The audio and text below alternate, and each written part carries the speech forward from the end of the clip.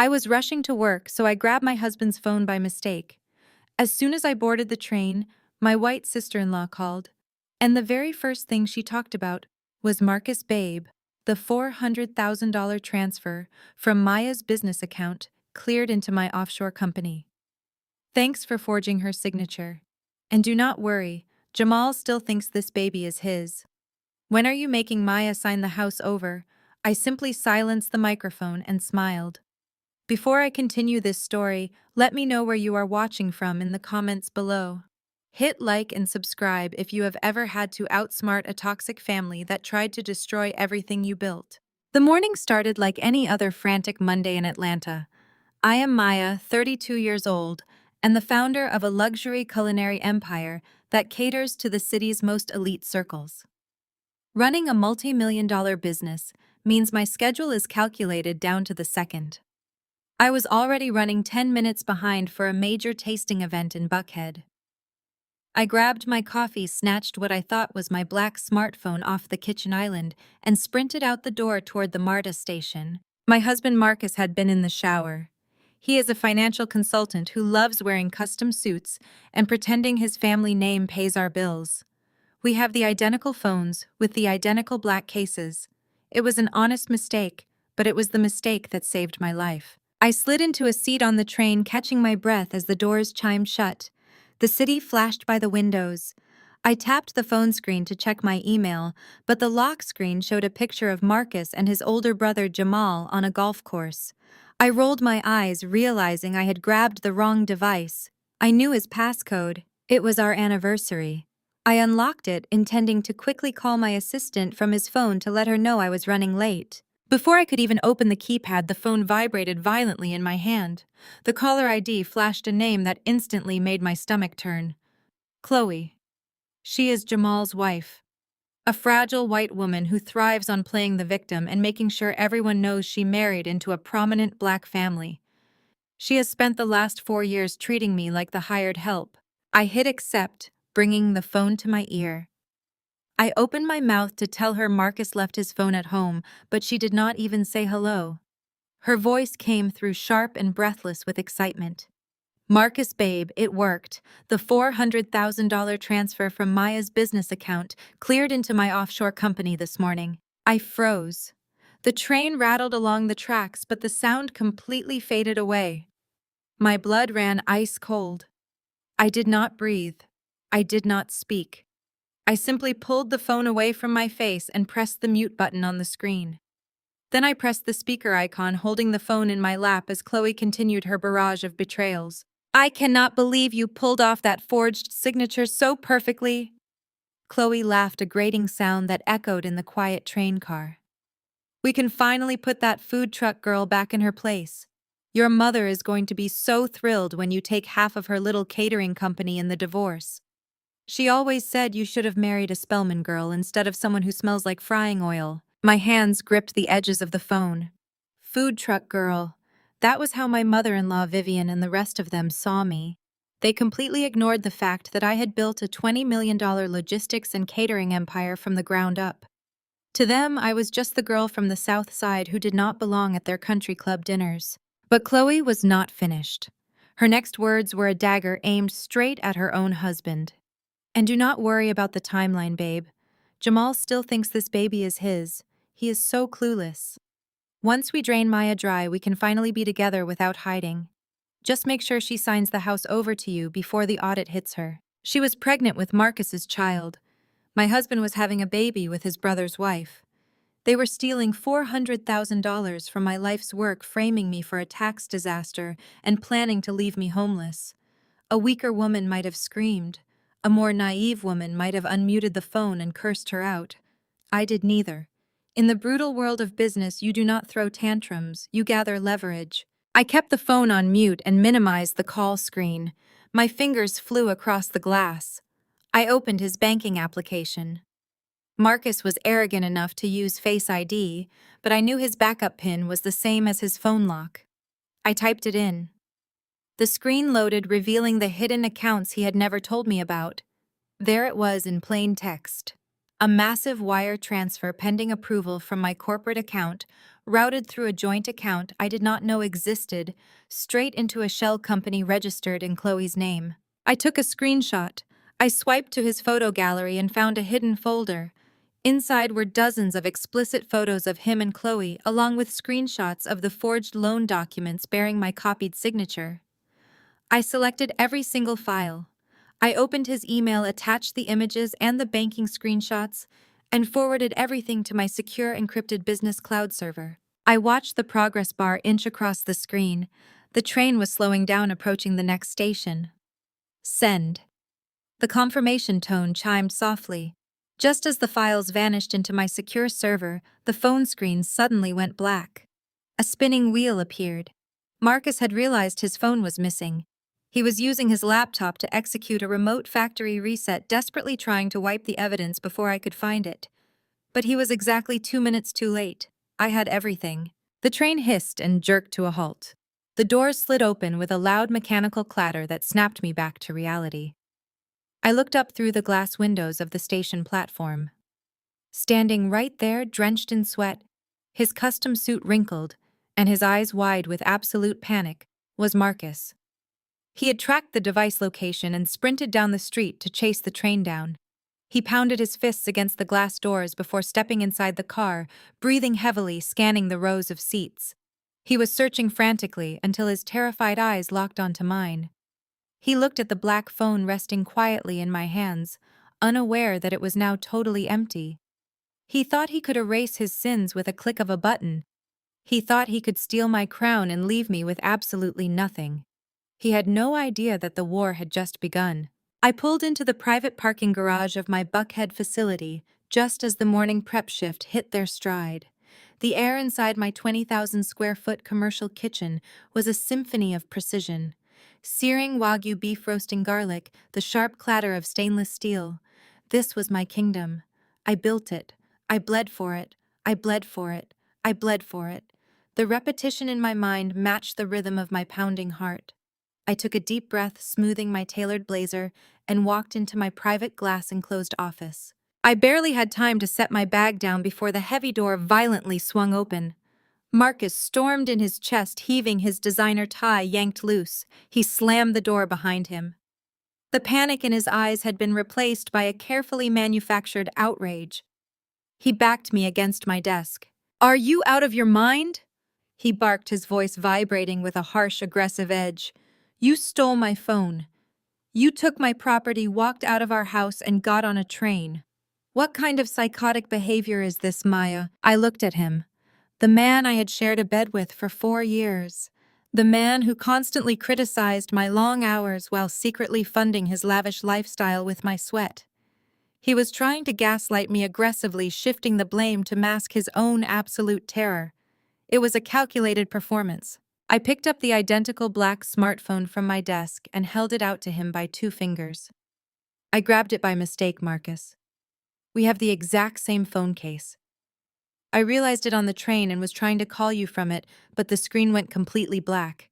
It looks like it factory reset itself." Marcus snatched the device from my hand. His thumbs mashed the power button. The setup screen appeared, asking for a language selection. A massive visible wave of relief washed over his face. The tension instantly left his shoulders. He genuinely believed his remote wipe had worked in time. He thought his secrets were safe. He thought he was untouchable. He thought he was untouchable. He thought he was untouchable. His posture instantly changed from a panicked suspect back to the arrogant husband I knew too well. He adjusted his suit jacket, regaining his false composure, and glared down at me. "You need to be more careful, Maya. I have highly sensitive financial data for my top-tier clients on that device. Do you know the kind of liability you just exposed me to? If you were not so disorganized and constantly smelling like a deep fryer, maybe you would pay attention to what you grab in the morning." I kept my face completely blank. "I am sorry, Marcus. I will be more mindful." He smirked, satisfied that he had successfully put me back in my place. But before he could launch into another lecture, the office door swung open again. Vivian strolled in her designer heels, clicking sharply against my polished concrete floors. She was wearing a matching tweed suit and an expression of pure disgust. Right behind her was Chloe holding a massive designer tote bag that I now knew was purchased with my stolen money. Chloe wore a pastel maternity dress that intentionally accentuated a bump she barely had. Vivian dramatically pinched the bridge of her nose.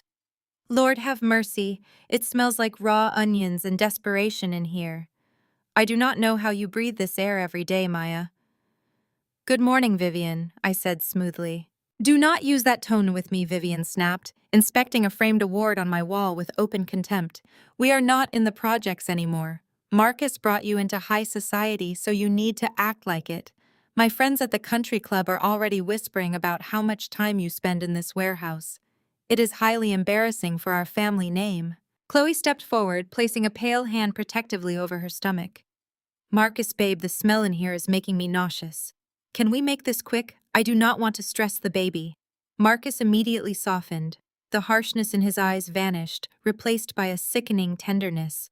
Of course, Chloe. Sit down. Take deep breaths. He pulled out my expensive leather guest chair and guided her into it. I watched my husband cater to the woman carrying his child right in front of my face. The absolute audacity was staggering, but I kept my hands folded neatly on my desk. I watched. I learned. I remembered. I remembered the pain. I remembered the disrespect. I remembered every single microaggression. Vivian turned her condescending glare back to me. We are here because Chloe and Jamal are finalizing the details for the gender reveal party next week. The entire local chapter of Jack and Jill will be there. The mayor is stopping by.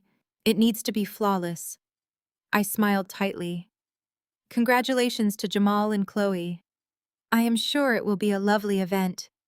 It will be, Vivian said, planting both hands on my desk. Because you are going to cater it, and you are going to do it for completely free. I raised a single eyebrow. For free, Vivian, a custom menu for 200 high-profile guests requires a massive budget. Chloe let out a soft, fragile sigh. Maya, please. You know Jamal and I are saving for the new baby. We are family. I thought you would want to support us. Or is it just too hard for you to be around a successful pregnancy? The room went dead silent. Chloe played the fragile, innocent victim to absolute perfection, wrapping her vicious racial and class-based insults in a sugary, sweet tone. Vivian crossed her arms. Chloe is right. Since you cannot seem to give my son an heir, you can at least make yourself useful. You will provide the food, the staff, and the cleanup. Just drop the food at the back door, sweetie. Do not mingle with the guests. We do not need anyone asking questions about your lack of pedigree. Marcus looked at me, a silent warning in his eyes.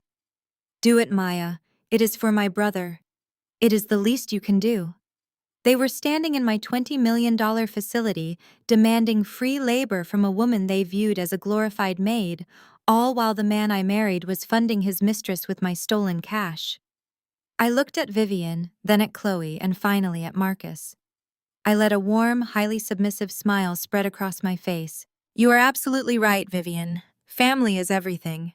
I would be honored to cater the gender reveal. I will personally handle the menu. It will be an event nobody in Atlanta will ever forget. Chloe beamed, clapping her pale hands together. Oh, thank you, Maya.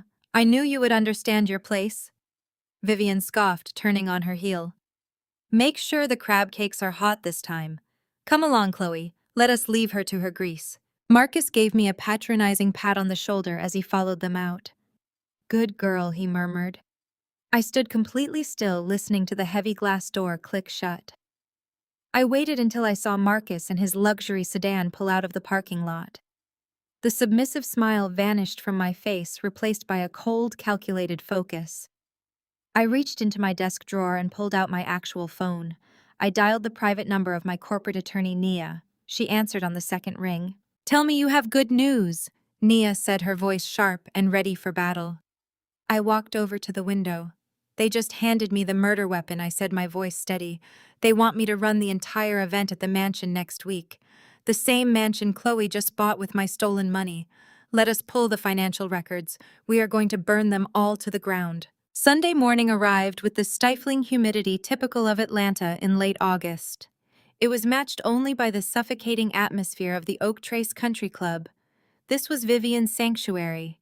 It was a place where old money mingled with new money, provided you had the right last name, the right bank account balance, and the right college pedigree. I walked onto the veranda wearing a tailored emerald green jumpsuit that screamed quiet luxury. Marcus walked 2 steps ahead of me, eager to join the table where his mother held court. Vivian sat at the head of a long table overlooking the manicured greens. She was surrounded by 3 of her closest socialite friends. Jamal sat to her right, looking completely exhausted. Chloe sat next to him, sipping sparkling water and looking like a delicate porcelain doll.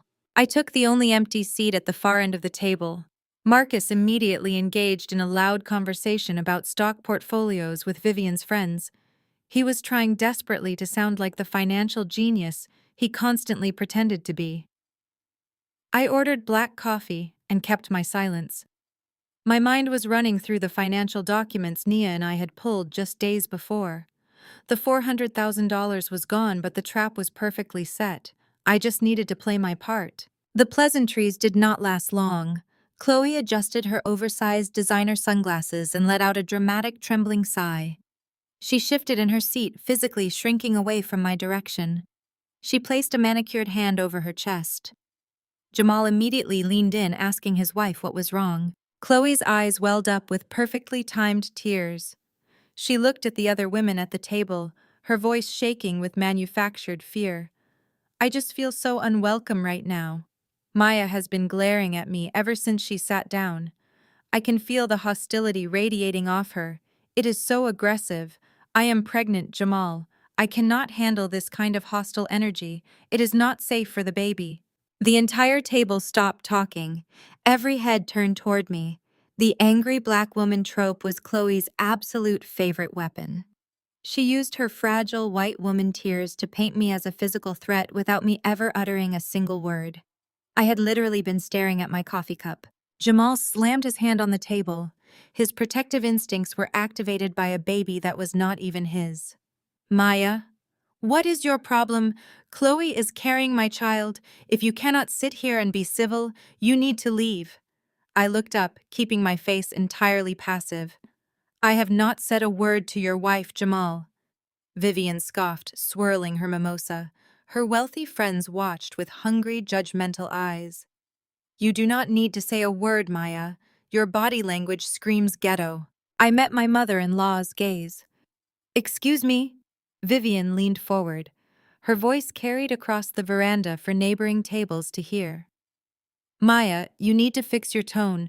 We aren't in the projects anymore. You might be used to fighting in the streets, but Marcus brought you into high society. He gave you a respectable name. You need to act like it. It is exhausting having to constantly apologize for your lack of class.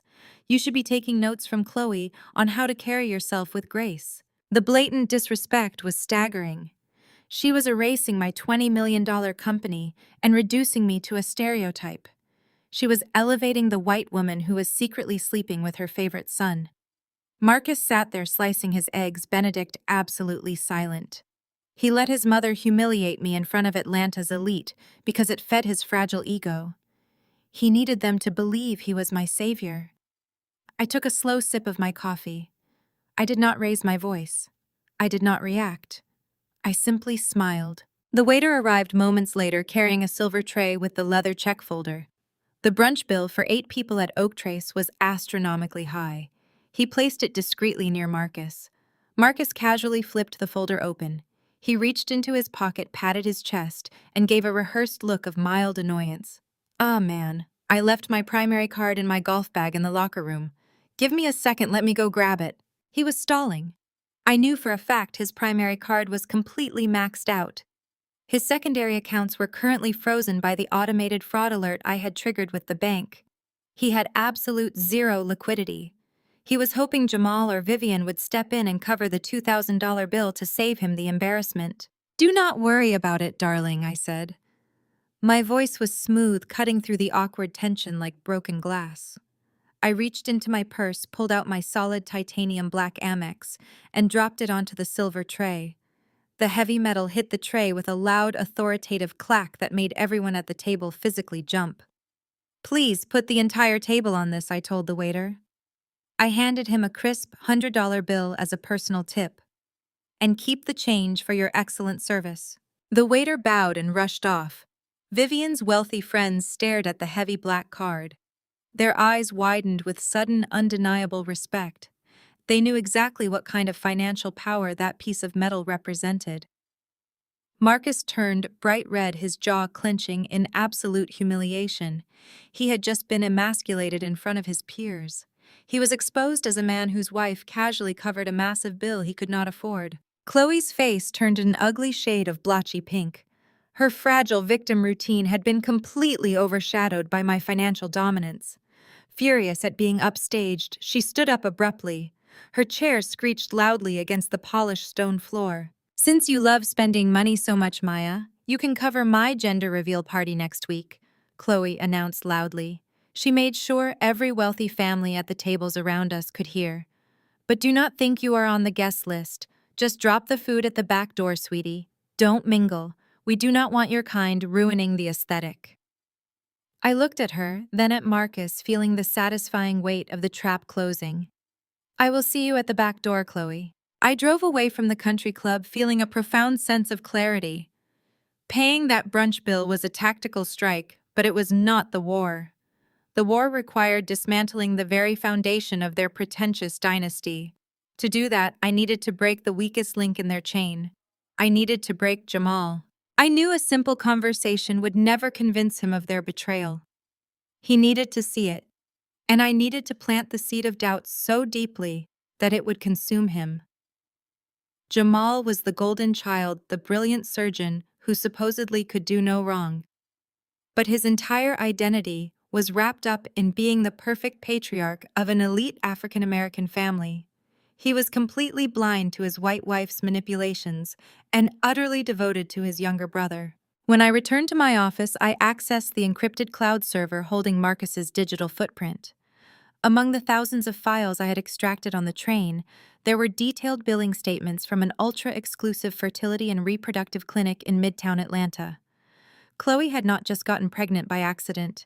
She and Marcus had actively engineered this betrayal, using my husband's private credit card to cover the exorbitant consultation and procedural fees. I printed the itemized receipts, blacking out my own name and any tracking data. I paired the receipts with a glossy, high-end brochure from the exact clinic. I grabbed a bright yellow sticky note and wrote a single devastating sentence. "Ask Chloe why Marcus paid for her visits." I sealed the documents in a nondescript manila envelope and paid a private courier to deliver it directly to Jamal's surgical suite at Emory University Hospital. I made sure it was marked strictly confidential. Then I went home, poured myself a glass of sparkling water, and waited for the explosion. It happened just after 8 o'clock that evening. Marcus was sitting on the velvet sofa in our living room, pretending to read a financial magazine when the front door flew open with enough force to rattle the hinges. Jamal stormed into our house, his scrub still on under his designer overcoat. His face was a mask of absolute fury, his chest heaving as he marched directly toward his brother. He slammed the manila envelope onto the glass coffee table. The glossy fertility clinic brochure and the itemized receipts spilled out across the pristine surface. Marcus dropped his magazine. He looked at the documents, and for a fraction of a second, I saw the sheer terror flash across his eyes. It was the same panic I had seen through the train doors, the raw fear of a rat caught in a trap. But Marcus was a seasoned liar. He had spent his entire adult life faking his financial success, and his survival instincts kicked in with terrifying speed. "What is this, Marcus?" Jamal demanded, his voice shaking with a dangerous mixture of anger and desperation. "Explain to me why your credit card information is attached to my wife's fertility treatments. Explain to me who sent this to my office." I sat quietly in the armchair across the room, my legs crossed, watching a masterclass in gaslighting. Marcus let out a long, heavy sigh and rubbed his temples, perfectly mimicking the body posture of an exhausted, misunderstood brother. "Jamal, you need to calm down," Marcus said, keeping his voice incredibly soothing and measured. "This is exactly why Chloe did not want to tell you. She was terrified you would react exactly like this." "Tell me what," Jamal shouted, his hands balling into fists. Marcus stood up and placed a steadying hand on his older brother's shoulder. Bro, listen to me. Chloe came to me crying a few months ago. Her boutique was failing. She was drowning in vendor debt and she was too ashamed to ask you for money because you already pay for her entire lifestyle. She needed a quick cash injection to keep her suppliers from cutting her off. I gave her a short-term business loan. I hid the transaction because I promised her I would protect her pride. Jamal stared at him, the anger in his eyes warring with his desperate need to protect his perfect marriage. Then why are there receipts for a fertility clinic? Marcus chuckled a dry, dismissive sound. The clinic charge was a mix-up. I let her put her initial IVF consultation on my card to get the reward points, and she paid me back in cash from her boutique sales the very next day. Jamal, look at the dates. Look at the numbers. Does this look like an affair, or does this look like an accounting favor between family? Someone is clearly trying to frame us.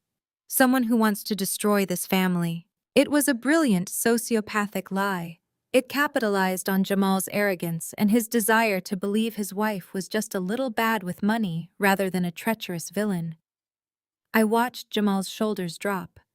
The tension left his body. He wanted to believe the lie.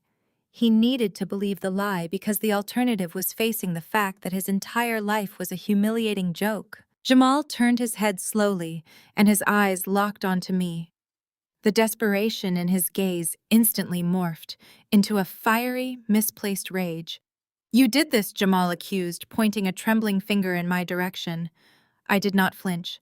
I did what Jamal I asked calmly. You are so incredibly bitter. Jamal sneered, stepping toward me. You are so jealous that my wife is carrying the next generation of this family while you sit around smelling like a kitchen. You hired a private investigator to dig into our finances. You fabricated this entire package just to cause stress for a pregnant woman. You are pathetic, Maya. I looked at my brother-in-law. He was a brilliant surgeon, a man of science and logic, yet he was completely blind to the rot inside his own house. He was choosing to attack the black woman who had built her own empire rather than question the white woman who was actively destroying his lineage. If you ever come near my wife again, Jamal threatened, his voice dropping to a vicious growl, I will bankrupt your little catering company. I will sue you for defamation, harassment, and emotional distress. I will make sure you never serve another meal in the city of Atlanta. Do you understand me? Marcus stood behind Jamal, offering me a look of profound, smug satisfaction. He had won. He had manipulated his brother perfectly, turning Jamal into a human shield. I understand you perfectly, Jamal, I said, keeping my voice soft and perfectly even. I am sorry for any stress this has caused you and Chloe. Please take the documents. I want absolutely no trouble. Jamal snatched the papers off the coffee table, gave me one last look of absolute disgust, and stormed out of the house. Marcus waited until the door slammed shut before turning to me with a dark, victorious grin. He did not say a word.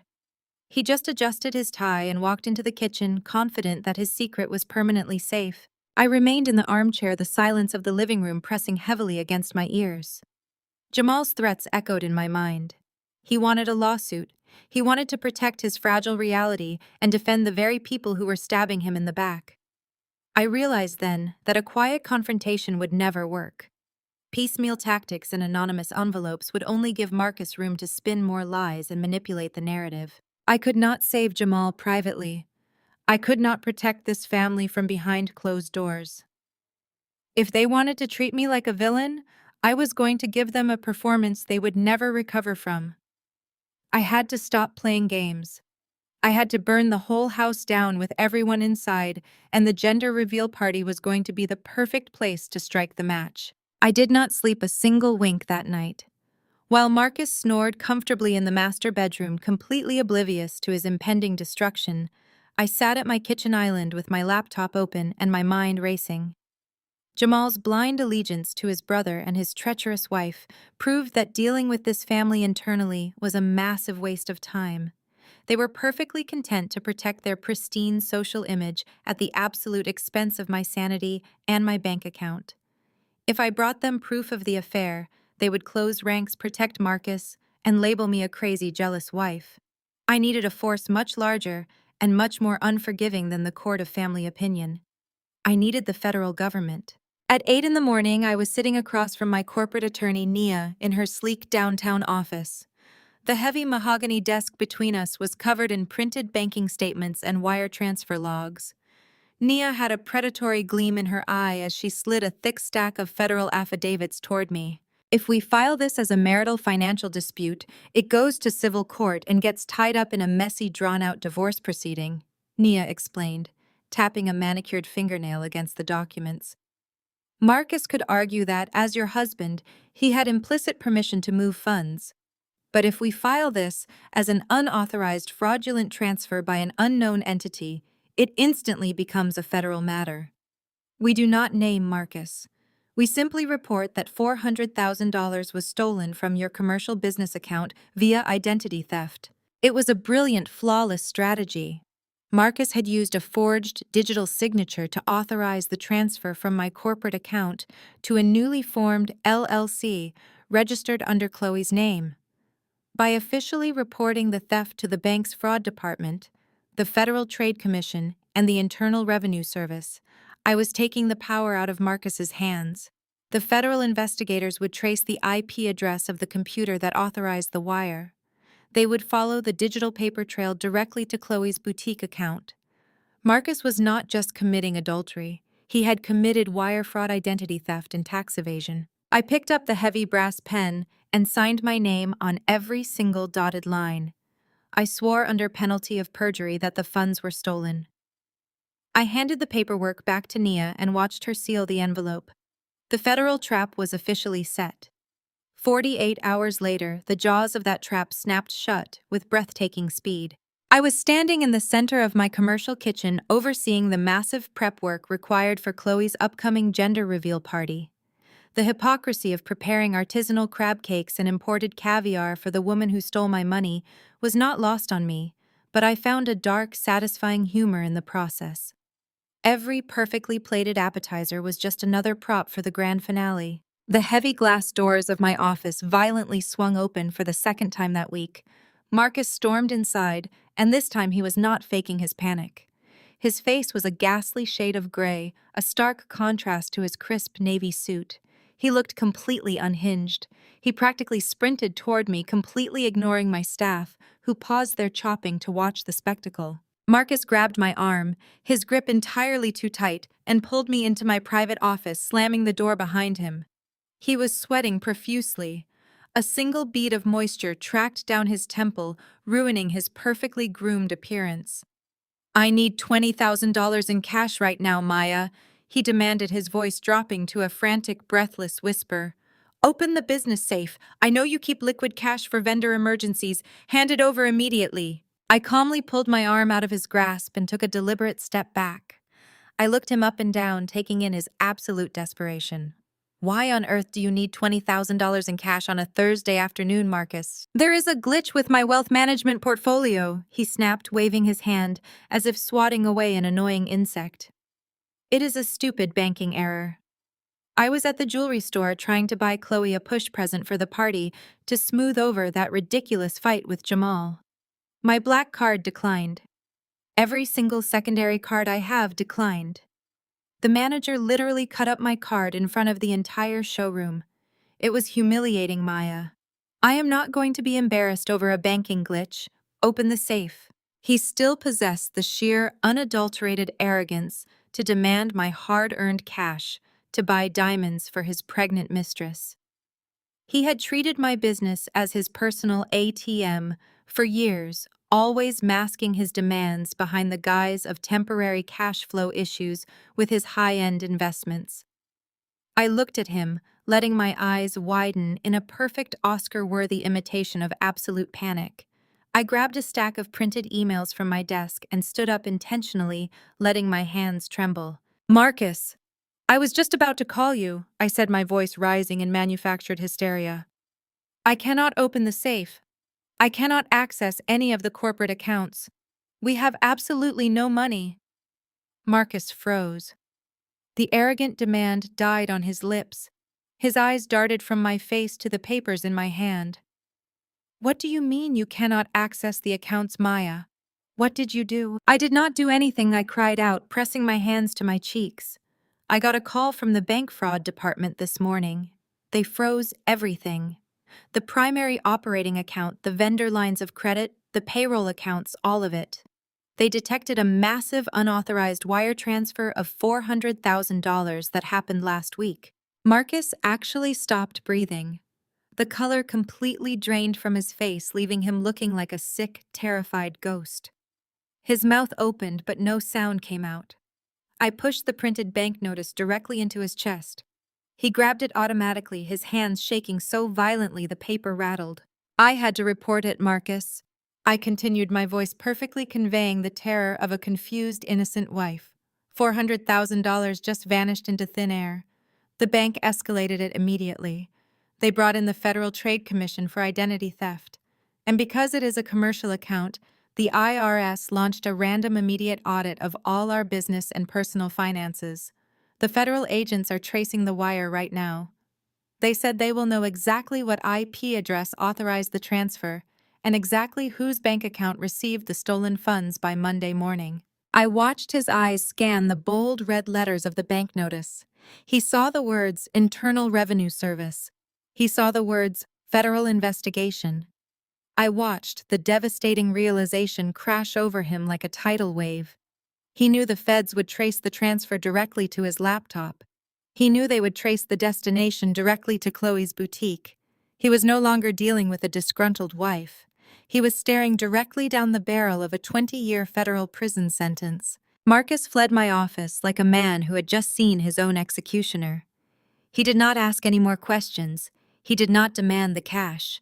He simply backed away, his face pale and slick with sweat, before turning and practically sprinting out of the building. He knew the federal government did not play games, and he knew his digital fingerprints were all over that stolen $400,000. Less than 24 hours later, my phone buzzed with a mandatory summons from Vivian. She demanded a United Family lunch at the Oak Trace Country Club. She claimed she could sense the tension between Jamal Marcus and myself, and as the matriarch, she was ordering us to sit down, break bread, and restore the peace. It was a thinly veiled excuse to maintain her illusion of absolute control over her perfect wealthy family. I agreed to attend. I needed to see how Marcus was behaving under the crushing weight of the impending audit, and I needed to keep my enemies comfortably close. The atmosphere at this country club dining room was predictably suffocating. Marcus sat rigidly next to me, staring blankly at his untouched salmon. He looked like he had not slept in days. Jamal sat across from us, his jaw tight, his eyes darting between Marcus and me with lingering suspicion from the fertility clinic brochure I had anonymously sent him. Chloe sat beside Jamal, radiating a smug, untouchable energy. She clearly believed she had won. Marcus had undoubtedly lied to her about the frozen accounts, probably spinning some tale about a temporary banking error to keep her compliant. Halfway through the excruciatingly silent meal, I stood up, excused myself politely, and walked toward the ladies' lounge. The country club bathroom was a masterclass in excessive southern opulence. Gilded mirrors lined the walls above imported marble vanities. The air was heavy with the scent of expensive jasmine diffusers. I turned on the gold faucet and let the cold water run over my wrists, taking a deep, steadying breath. The heavy oak door clicked shut behind me. I looked up into the mirror and saw Chloe standing there. She reached behind her back and slid the brass deadbolt into place, locking us inside. The sweet, fragile, pregnant victim persona vanished in an instant. The mask completely slipped off her face, revealing the vicious, calculating woman beneath. She crossed her arms, her pastel maternity dress suddenly looking absurd against her hardened posture. "You think you are so smart, Maya?" Chloe said, her voice dropping its usual breathy pitch, replaced by a harsh, grating sneer. "You think throwing a little tantrum and causing banking issues is going to change anything? Marcus told me you locked the accounts out of spite? It does not matter. You are just delaying the inevitable." I slowly reached for a linen hand towel, drying my hands with deliberate precision. "Is that what he told you, that I locked the accounts?" "Do not play dumb with me," Chloe snapped, taking a step closer.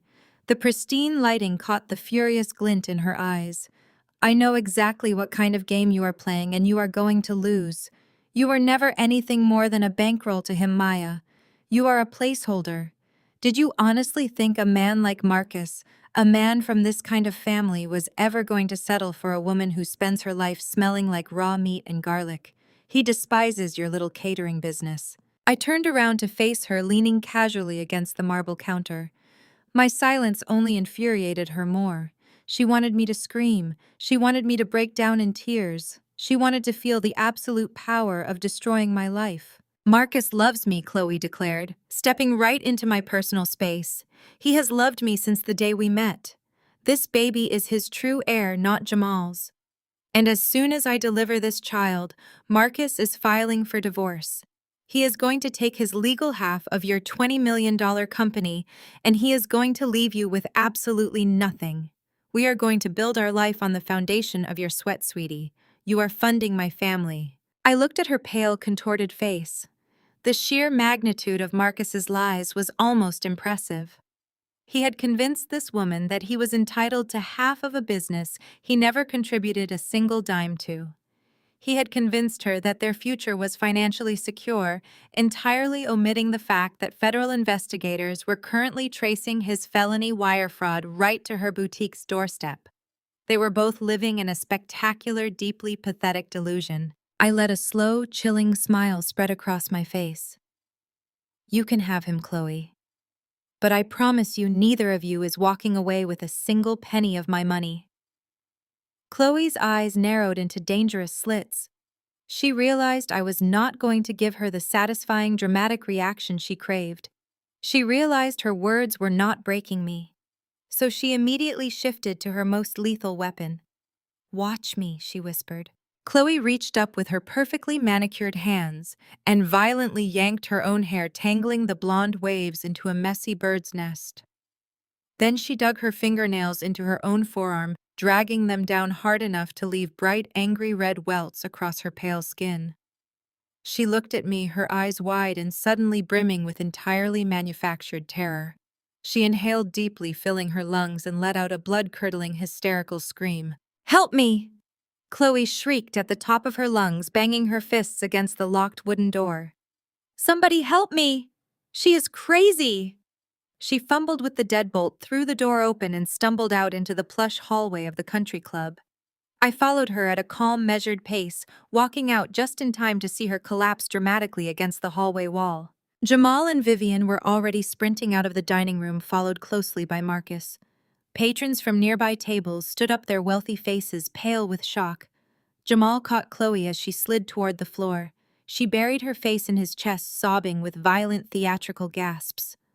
"What happened?" Jamal yelled, looking wildly down the hallway. "Chloe, what did she do to you?" "She attacked me!" Chloe wailed, pointing a trembling red welted arm directly at me. "She cornered me in the bathroom. She grabbed me. She said she was going to kill me, and she said she was going to kill my baby. Keep her away from me, Jamal." Jamal's face contorted with absolute, unadulterated rage. He gently handed Chloe over to Marcus, who was staring at me with a mixture of horror and confusion. Jamal lunged forward, closing the distance between us in 3 massive strides. He looked ready to physically tear me apart. "You violent, psychotic animal," Jamal roared, his voice echoing off the vaulted ceilings. But before Jamal could reach me, Vivian stepped directly into my path. Her face was a mask of absolute aristocratic fury. The internalized classism and racial disdain she had harbored for me since the day we met finally boiled over. She did not hesitate. She did not ask for my side of the story. She simply raised her hand and struck me. The slap was incredibly loud. The sharp, stinging crack of her palm against my cheek silenced the entire hallway. My head snapped to the side from the sheer force of the blow. The skin across my left cheekbone burned with immediate pulsing heat. The country club hallway went dead silent. The wealthy patrons watched in breathless horror. Chloe peered out from behind Marcus's shoulder, a tiny, triumphant smirk, briefly touching her lips before she hid her face again. Jamal stood frozen, shocked that his mother had delivered the physical blow for him. I did not raise my voice. I did not raise my hand to strike her back. I slowly turned my head, locking my eyes entirely on Vivian. I reached up with my right hand and gently touched my stinging cheek. With my left hand, I reached down, tapped the digital face of my hidden smartwatch to hit record, capturing the dead silence and the hostile breathing of the people standing before me. I hope you remember this exact moment, Vivian. I said, my voice completely devoid of emotion, because it is the last time you will ever touch me, and it is the moment you lost absolutely everything. I turned on my heel and walked away, leaving Vivian standing in the country club hallway with her hands suspended in the air. The physical sting on my cheek faded within minutes, completely replaced by a cold, burning anticipation. The next 4 days were a masterclass in silent execution. I did not speak to Marcus. I did not acknowledge his presence in our house. I did not react to his increasingly frantic phone calls with his so-called wealth managers. I simply prepared. Saturday morning arrived with bright, cloudless skies, the day of the gender reveal. My fleet of matte black catering vans pulled into the expansive circular driveway of a sprawling, newly constructed estate in Milton. It was a massive brick and stone monstrosity boasting 10,000 square feet of unearned luxury, towering columns, and an Olympic-sized pool. This was the house Chloe had just purchased. This was the house my stolen $400,000 had secured. My staff moved with absolute military precision. Dozens of chefs, servers, and event coordinators swarmed the property, unloading equipment and ingredients. We transformed the expansive backyard into a high society wonderland. Giant cascading arches of pink and blue pastel balloons framed the multi-level terrace. Crystal champagne flutes caught the afternoon sun, waiting to be filled. Custom floral centerpieces draped elegantly across long tables covered in imported silk. I directed the entire operation from the massive state-of-the-art chef's kitchen. I chopped, I plated, I orchestrated, I owned this kitchen, I owned this staff, I owned this moment. The irony of the situation was deeply intoxicating. Vivian had demanded I stay at the back door like the hired help. Chloe had demanded I not mingle with the guests, treating me like a peasant invading her royal court. They desperately wanted me invisible, completely unaware that I was the only reason they had a roof over their heads to celebrate under. The guests began arriving at 2 o'clock sharp. Local politicians, prominent business owners, and Vivian's wealthy country club friends filled the backyard with loud, booming laughter and the constant clinking of glasses. I watched them through the expansive kitchen window. I watched them toast. I watched them celebrate. I watched them revel in a manufactured fantasy built entirely on my stolen labor. I was meticulously plating a tray of miniature lobster and caviar tarts when the heavy, swinging kitchen door slammed shut. Marcus stood there.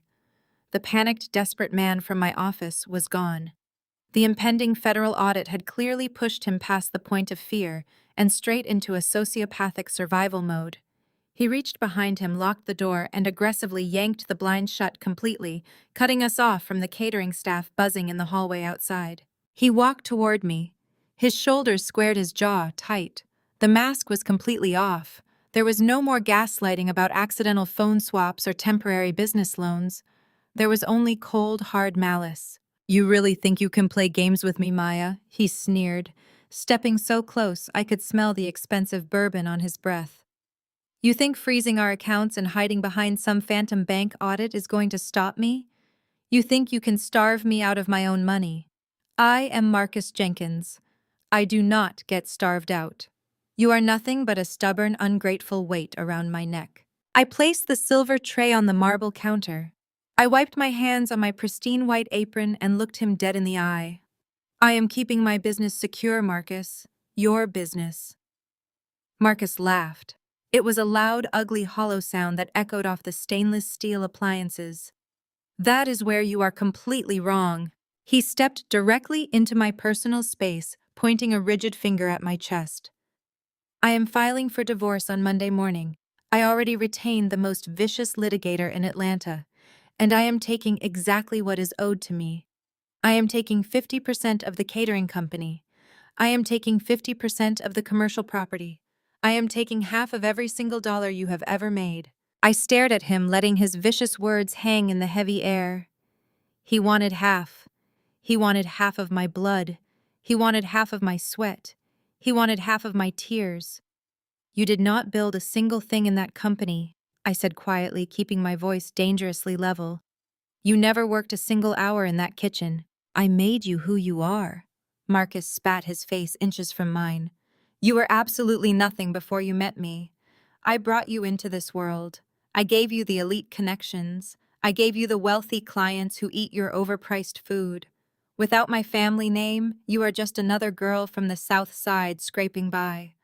The courts will see that I was your primary investor in social capital. You owe me half Maya, and I am going to bleed you entirely dry. He turned around, adjusted the cuffs of his tailored shirt, and unlocked the kitchen door. He paused and looked back over his shoulder. Have the dessert table ready by 4 o'clock. Chloe wants the reveal done before the mayor leaves. The door swung shut, leaving me alone in the quiet kitchen. I did not cry. I did not scream.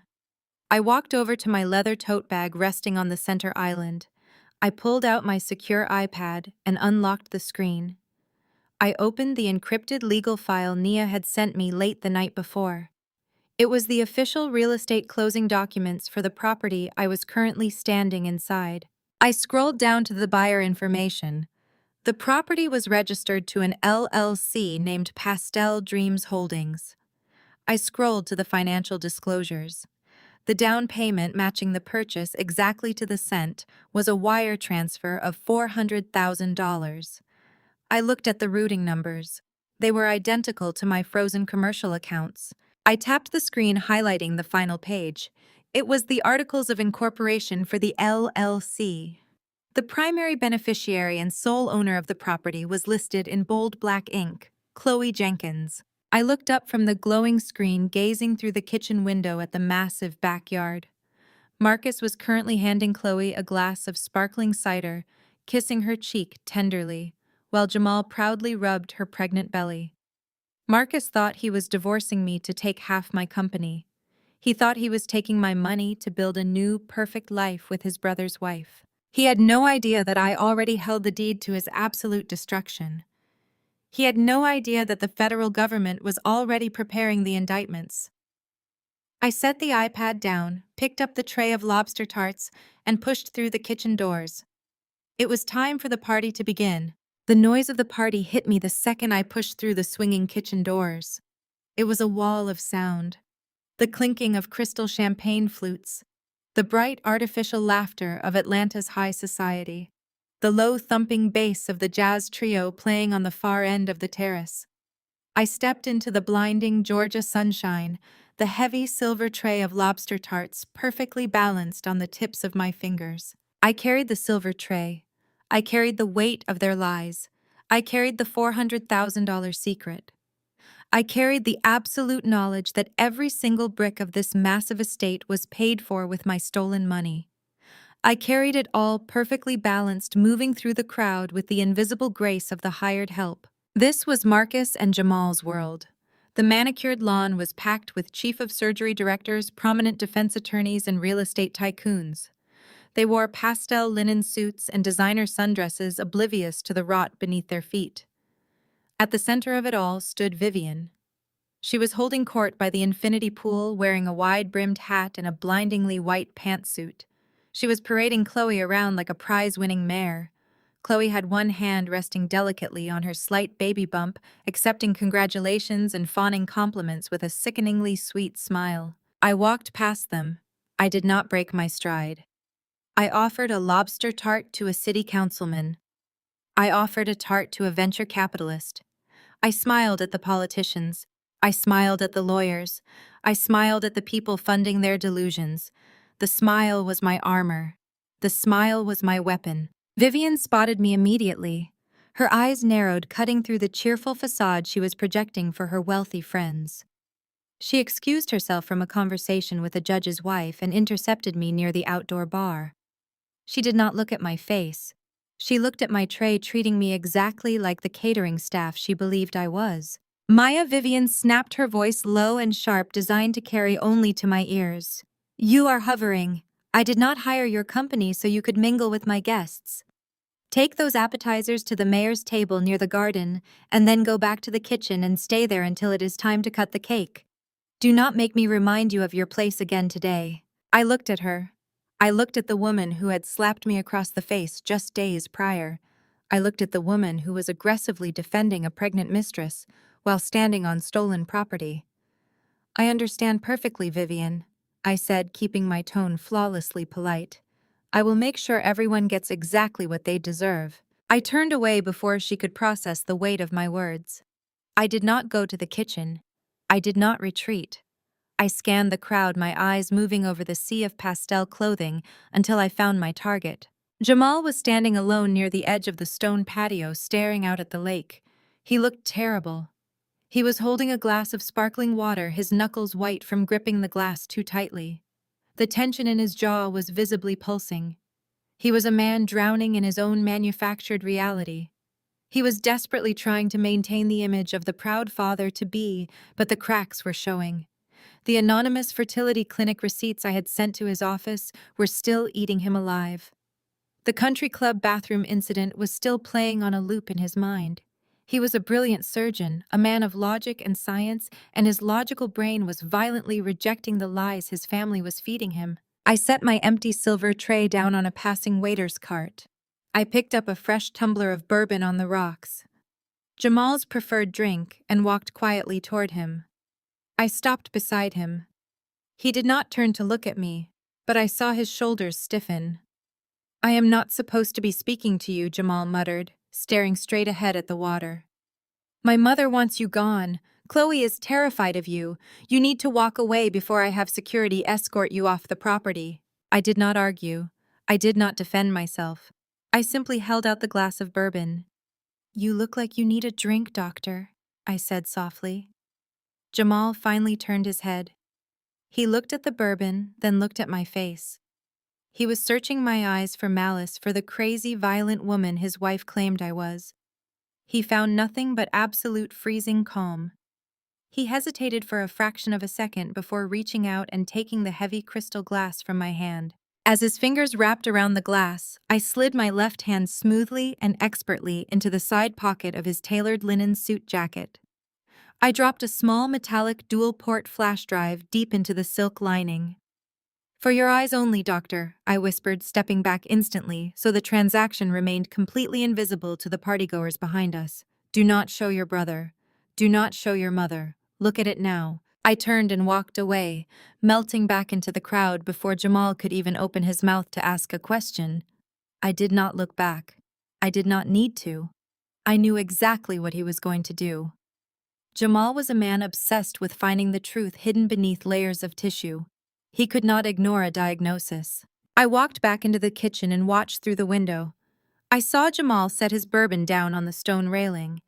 I saw him slip his hand into his pocket and pull out the tiny silver drive. He stared at it for a long moment.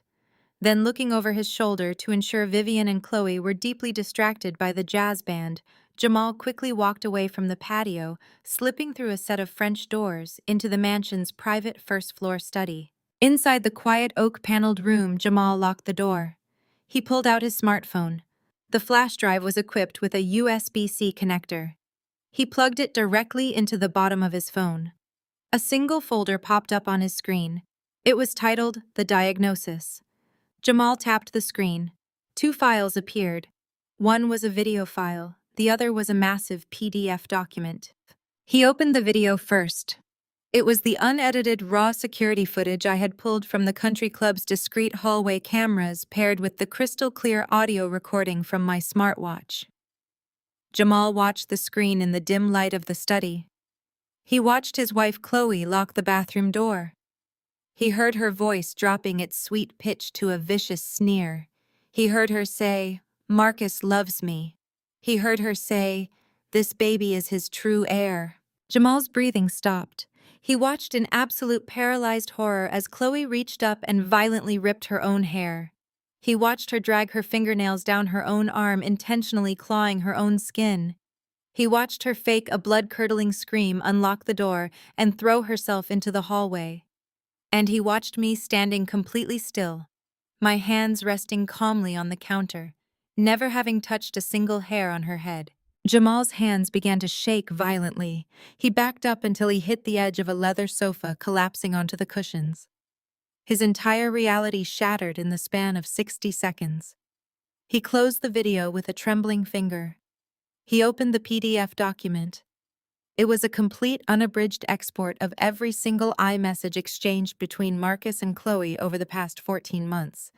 The extraction I had pulled from Marcus's laptop on the train. Jamal scrolled down. His eyes scanned the text. He read Marcus telling Chloe how much he despised his marriage. He read Chloe demanding more money for her failing boutique. He read the explicit graphic details of their hotel rendezvous that occurred while Jamal was performing marathon surgeries. And then he found the messages from 3 months ago. He read Marcus authorizing the $400,000 wire transfer. He read Chloe celebrating the purchase of the mansion they were currently partying inside. He read Marcus promising to divorce me, take half my company, and raise their baby together in this very house. Jamal sat in the dark study, clutching the phone as if it were a live grenade. Outside the window, the jazz band played a cheerful, upbeat tempo. The sound of his mother and his brother laughing floated through the glass. They were celebrating a child that belonged to his brother. They were celebrating in a house stolen from his sister-in-law. They were celebrating his complete and utter destruction. The late afternoon sun cast a long golden glow across the stolen Milton estate. Out on the terrace, the jazz trio played their final upbeat chords, signaling a shift in the afternoon's rhythm. The ambient chatter of Atlanta's elite quieted down as the event coordinators began ushering the guests toward the massive infinity pool. At the edge of the water stood a custom-built acrylic stage flanked by towering arrangements of white roses and peonies. Behind the stage, an enormous high-definition LED screen was positioned to broadcast the big moment. I stood by the primary serving station, my hands resting lightly on the cool linen tablecloth. I watched the crowd part like the Red Sea, as Marcus strode confidently toward the stage. He had completely shed the terrified, sweating persona from my office. He was back in his element, wearing his arrogance like a tailored suit. He picked up the silver microphone from the stand and tapped it twice. A sharp, clear sound echoed across the manicured lawn.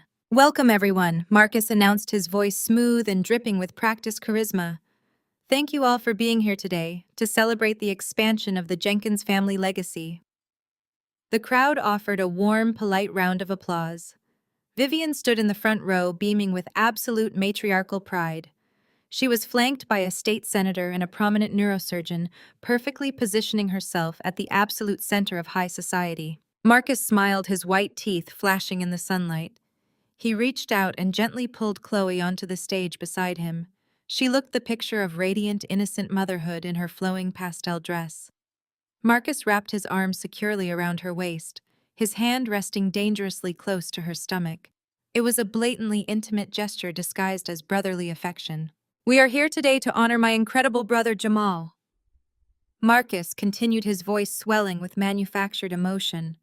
He scanned the crowd, pausing when he spotted Jamal emerging from the house. Jamal stepped onto the stone patio, moving with the stiff, unnatural gait of a man walking to the gallows. His face was the color of wet ash. His eyes were completely hollow, devoid of any joy or excitement. He stood at the very back of the crowd, his hands shoved deep into his pockets, staring unblinkingly at the stage. Marcus, utterly blinded by his own narcissism, interpreted Jamal's silent shock as overwhelming emotion. "Jamal, you have been my rock since we were children," Marcus said, pointing a dramatic finger at the back of the crowd. "You are a brilliant surgeon, a dedicated husband, and you are going to be a phenomenal father. And to my beautiful sister-in-law, Chloe." Marcus turned to her, his voice dropping to a sickeningly sweet, intimate register. "You have brought so much light into this family. You are carrying the next generation of our bloodline. I could not be more proud to stand beside you both today. This beautiful new home, this incredible gathering, it is all for you." Chloe blushed, pressing a delicate hand to her chest and leaning her head against Marcus's shoulder. The guests cooed in collective admiration. It was a flawless, nauseating performance. Marcus let the applause wash over him before he slowly turned his gaze toward the back of the terrace. He found me standing silently by the catering tables. The warm, loving brother routine instantly vanished, replaced by a sharp, condescending smirk. He saw an opportunity to establish absolute dominance in front of his wealthy peers, a final public humiliation before he filed his divorce papers on Monday. Of course, an event like this does not just happen by magic, Marcus said, lifting the microphone higher. I want to take a quick moment to acknowledge the catering staff. My wife, Maya, and her little team have been working tirelessly in the kitchen all day. A few guests turned in their seats, offering me confused, sympathetic glances. Vivian's smirk widened into a triumphant grin. It is incredibly important to our family to support local grassroots businesses, Marcus continued, his voice dripping with venomous pity. We always believe in giving back to the community. It is genuinely great to see people from the bottom working so hard to pull themselves up. Let us give a hand to the hired help for providing such adequate service today. A smattering of uncomfortable, disjointed golf claps rippled through the crowd. It was the ultimate insult. He was taking a $20 million corporate catering empire, a business that currently funded his entire fraudulent lifestyle, and reducing it to a charity project in front of the most powerful people in the city. He was calling me a peasant at my own expense. I did not flinch. I did not break eye contact with him. I simply offered a slow, deliberate nod. I let him enjoy his victory. I let him stand on that stage soaking in the false adoration, completely unaware that the ground beneath his expensive Italian loafers was rigged with explosives. I glanced toward the back of the crowd. Jamal was no longer looking at the stage. He was looking directly at me. His hands were trembling at his sides, and the raw, unadulterated hatred burning in his eyes was terrifying. He gave me a single, infinitesimal nod. The doctor had made his diagnosis, and the diagnosis was terminal. The DJ's voice boomed over the speakers, cutting through the lingering awkwardness. All right, ladies and gentlemen, Chloe has prepared a beautiful video montage for us to watch on the big screen before we do the official 10-second countdown. Direct your attention to the monitors. The massive LED screen behind the stage flickered to life, displaying a bright blue background. I wiped my hands on a crisp linen towel and stepped away from the serving station. I walked with calm, measured steps toward the audio-visual booth set up beneath a white canvas canopy on the edge of the lawn. The young technician sitting behind the mixing board looked up, adjusting his headphones. "Excuse me," I said, my voice perfectly pleasant and professional. "The family asked me to load the final presentation file for the big reveal." The technician nodded and stepped aside, gesturing toward the primary input console. I reached deep into the pocket of my white chef's apron. I bypassed the standard catering schedules and vendor invoices. My fingers closed around a heavy encrypted master drive. I pulled it out, the afternoon sun catching the metallic casing. I stepped up to the console and pushed the drive directly into the main projector system. The technician blinked in surprise as my hand bypassed his mixing board. "Ma'am, you cannot touch that equipment," he stammered, reaching nervously for the console. I swatted his hand away with the cold, immovable authority of a woman who was signing his paycheck for the afternoon. The client requested a highly specific last-minute update to the presentation. I said, my eyes never leaving the stage. "Step back and let the system run." He backed away, thoroughly intimidated by my unyielding posture and the steel in my voice. On the acrylic stage, Marcus held a large confetti cannon in his right hand. Chloe held a matching one in her left, giggling as she leaned her head against his shoulder. They looked like a picture-perfect couple straight out of a maternity magazine. "All right, everyone," Marcus shouted into the microphone, his voice booming over the state-of-the-art surround sound speakers. "Count it down with us. 10, 9, 8. The wealthy crowd eagerly joined in a chorus of elite manicured voices chanting in unison across the sprawling lawn. 3, 2, 1. Marcus and Chloe twisted the bases of their cannons simultaneously. A pathetic, hollow popping sound echoed across the yard, releasing a meager, sad handful of plain white tissue paper instead of the expected explosion of colored powder. I had personally unscrewed the caps and emptied the colored dye out of the canisters in the kitchen an hour earlier. But the real reveal was happening directly behind them. The massive LED screen did not display a heartwarming montage of ultrasound photos set to acoustic music. It did not flash pastel pink or baby blue.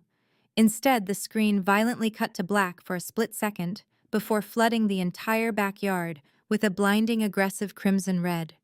It was the exact undeniable shade of a federal warning label. The crowd fell completely silent. The cheerful cheering died instantly in their throats. Marcus turned around, an irritated frown forming on his face, clearly expecting a simple technical error or a faulty wire. The glowing crimson background dissolved into a crisp, high-definition scan of a bank wire transfer log. The text was magnified to a massive scale, perfectly legible even from the furthest tables by the infinity pool. The bold, black letters stretched 20 feet across the screen. Originating account Maya Jenkins Corporate Catering. Destination account Pastel Dreams Holdings LLC. Transfer amount $400,000. Right below the staggering figure, Marcus's forged digital signature was circled in bright, flashing neon yellow. A low, urgent murmur rippled through the audience. These were not gullible people. The lawn was packed with corporate lawyers, investment bankers, and real estate developers. They knew exactly what they were looking at. They recognized the format of a commercial wire transfer, and they immediately recognized the implications of a forged authorization. Before Marcus could even process the image, the slide transitioned automatically. The screen flashed the articles of incorporation for Pastel Dreams Holdings. The sole proprietor listed in undeniable bold typography was Chloe Jenkins. Chloe dropped her empty confetti cannon. It hit the acrylic stage with a sharp clatter that echoed across the silent yard. The rosy color entirely drained from her face. She took a stumbling step backward, raising her hands to her mouth. The final slide loaded with a heavy digital thud. It was the official property deed for the sprawling Milton estate we were currently occupying. The purchase price perfectly matched the stolen $400,000. Above the deed, a single sentence appeared in massive white letters. Financed by stolen funds. Federal wire fraud investigation pending. The silence in the backyard completely shattered, replaced by a wave of sharp gasps and shocked whispers. I watched a state senator lean forward, adjusting his expensive glasses to read the federal fraud warning.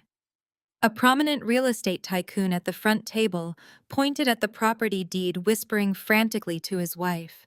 The elite social circle that Marcus and Vivian prized above absolutely everything else was currently bearing witness to their absolute criminal ruin. Marcus stood frozen on the stage, the microphone hanging loosely in his hand. The arrogant, untouchable smirk he had worn just moments ago was entirely gone, replaced by a look of sheer, unadulterated terror.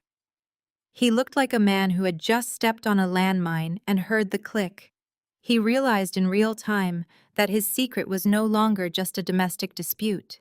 He was publicly exposed as an embezzler in front of his most important investors and peers. Chloe began to hyperventilate.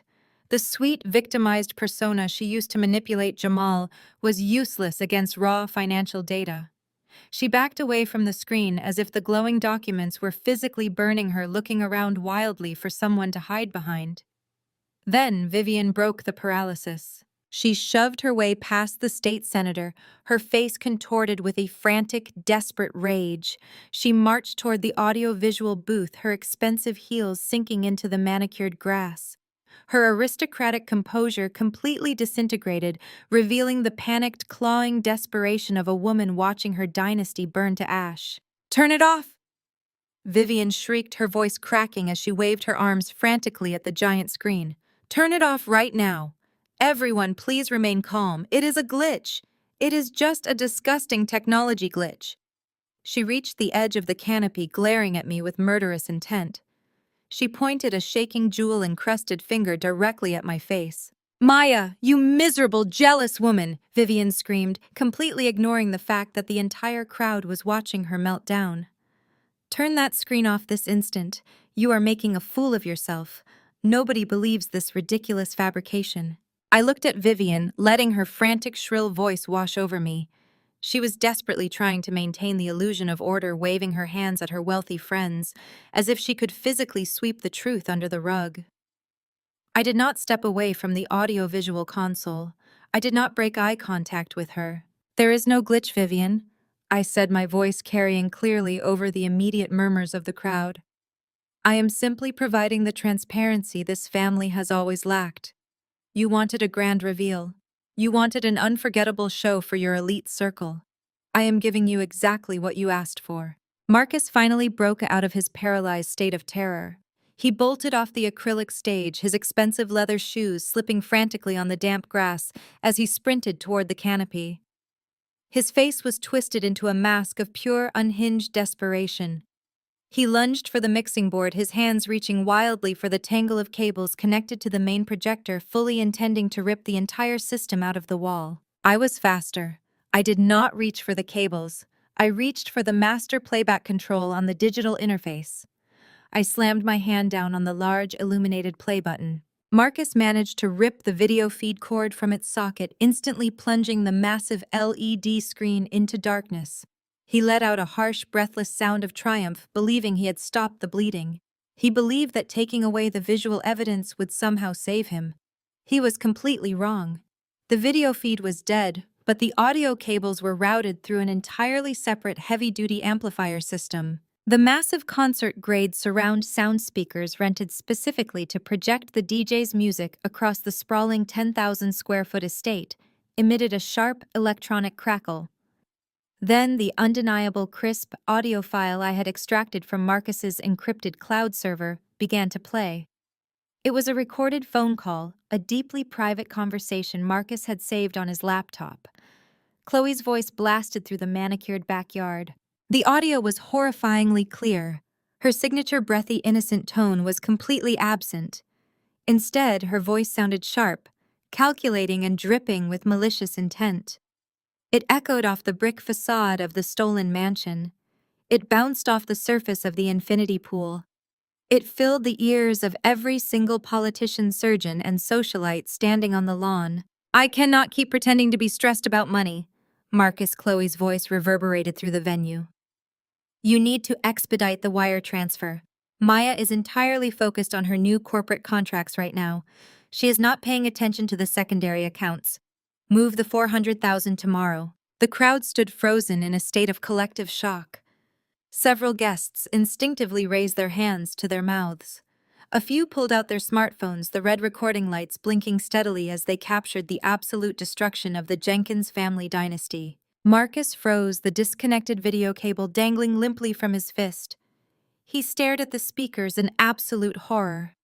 Vivian collapsed into a white wrought iron patio chair, her hands clutching her chest as she realized the true depth of her golden son's depravity. On the recording, Marcus's voice replied, sounding smug and relaxed. I am moving the funds through the dummy LLC in the morning. Just sign the real estate paperwork for the Milton house. I will handle Maya. She does not suspect a thing.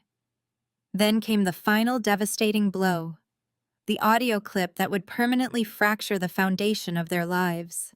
Chloe let out a dark, cruel laugh on the recording.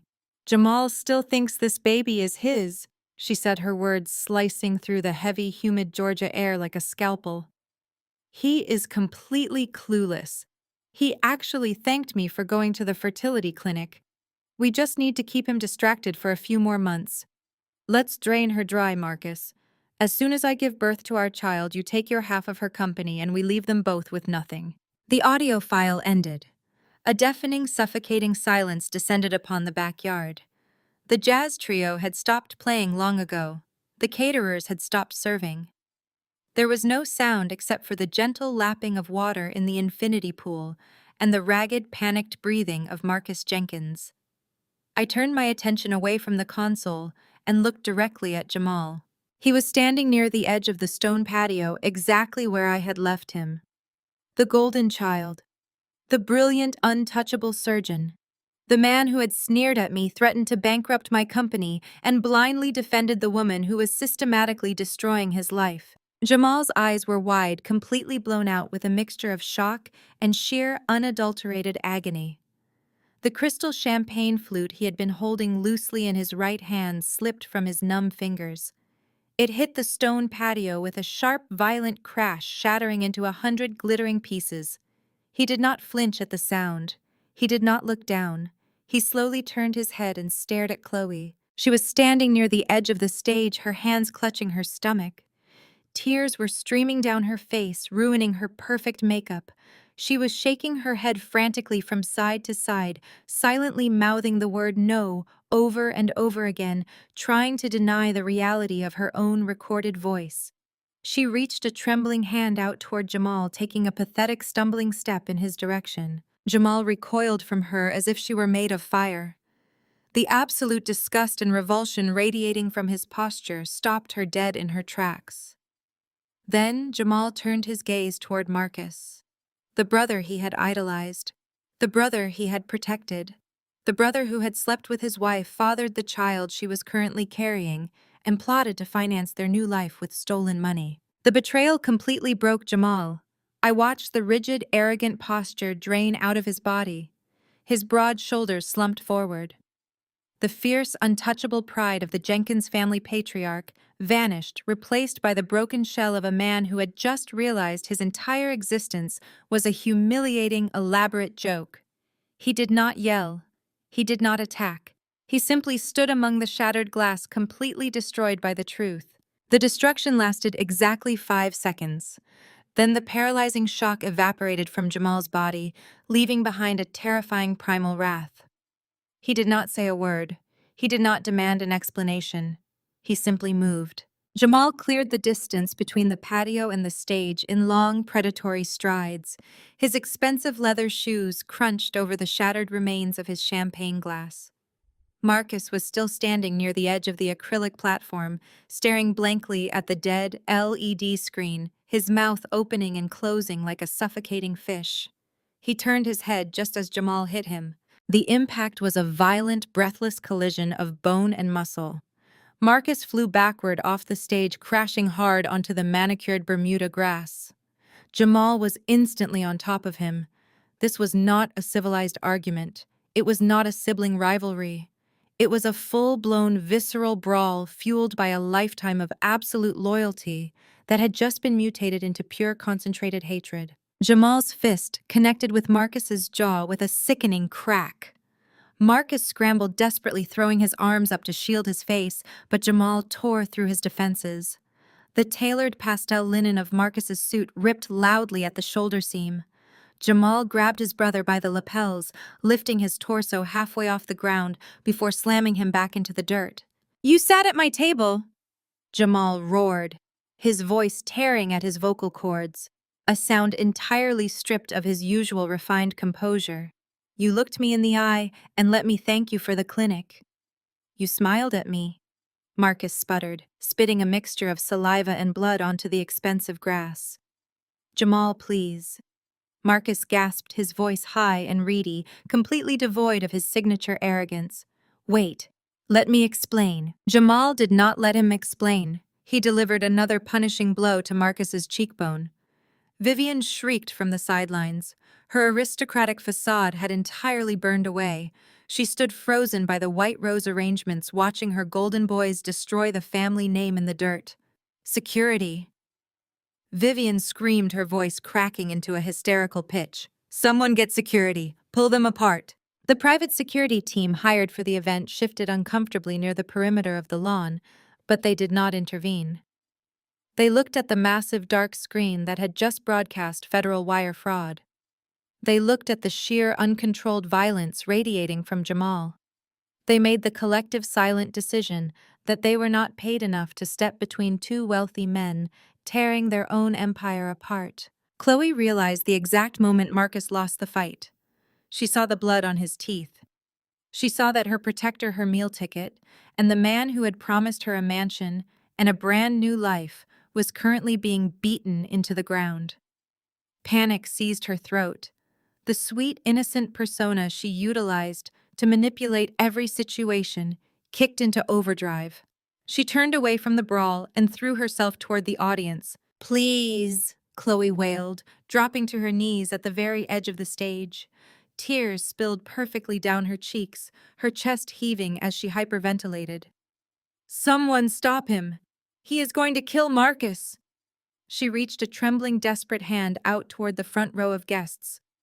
When nobody moved to comfort her, She immediately pivoted to her ultimate weapon. She weaponized her fragility. "It is a lie," Chloe cried out, her voice trembling with manufactured terror. She pointed a shaking finger across the lawn, aiming directly at the audio-visual booth where I stood.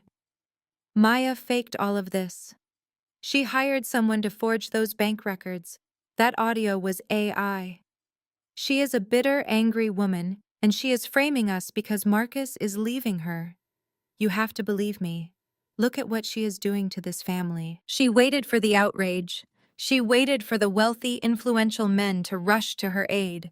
She waited for the women to wrap their arms around her and protect the pregnant, frightened victim from the volatile, jealous wife.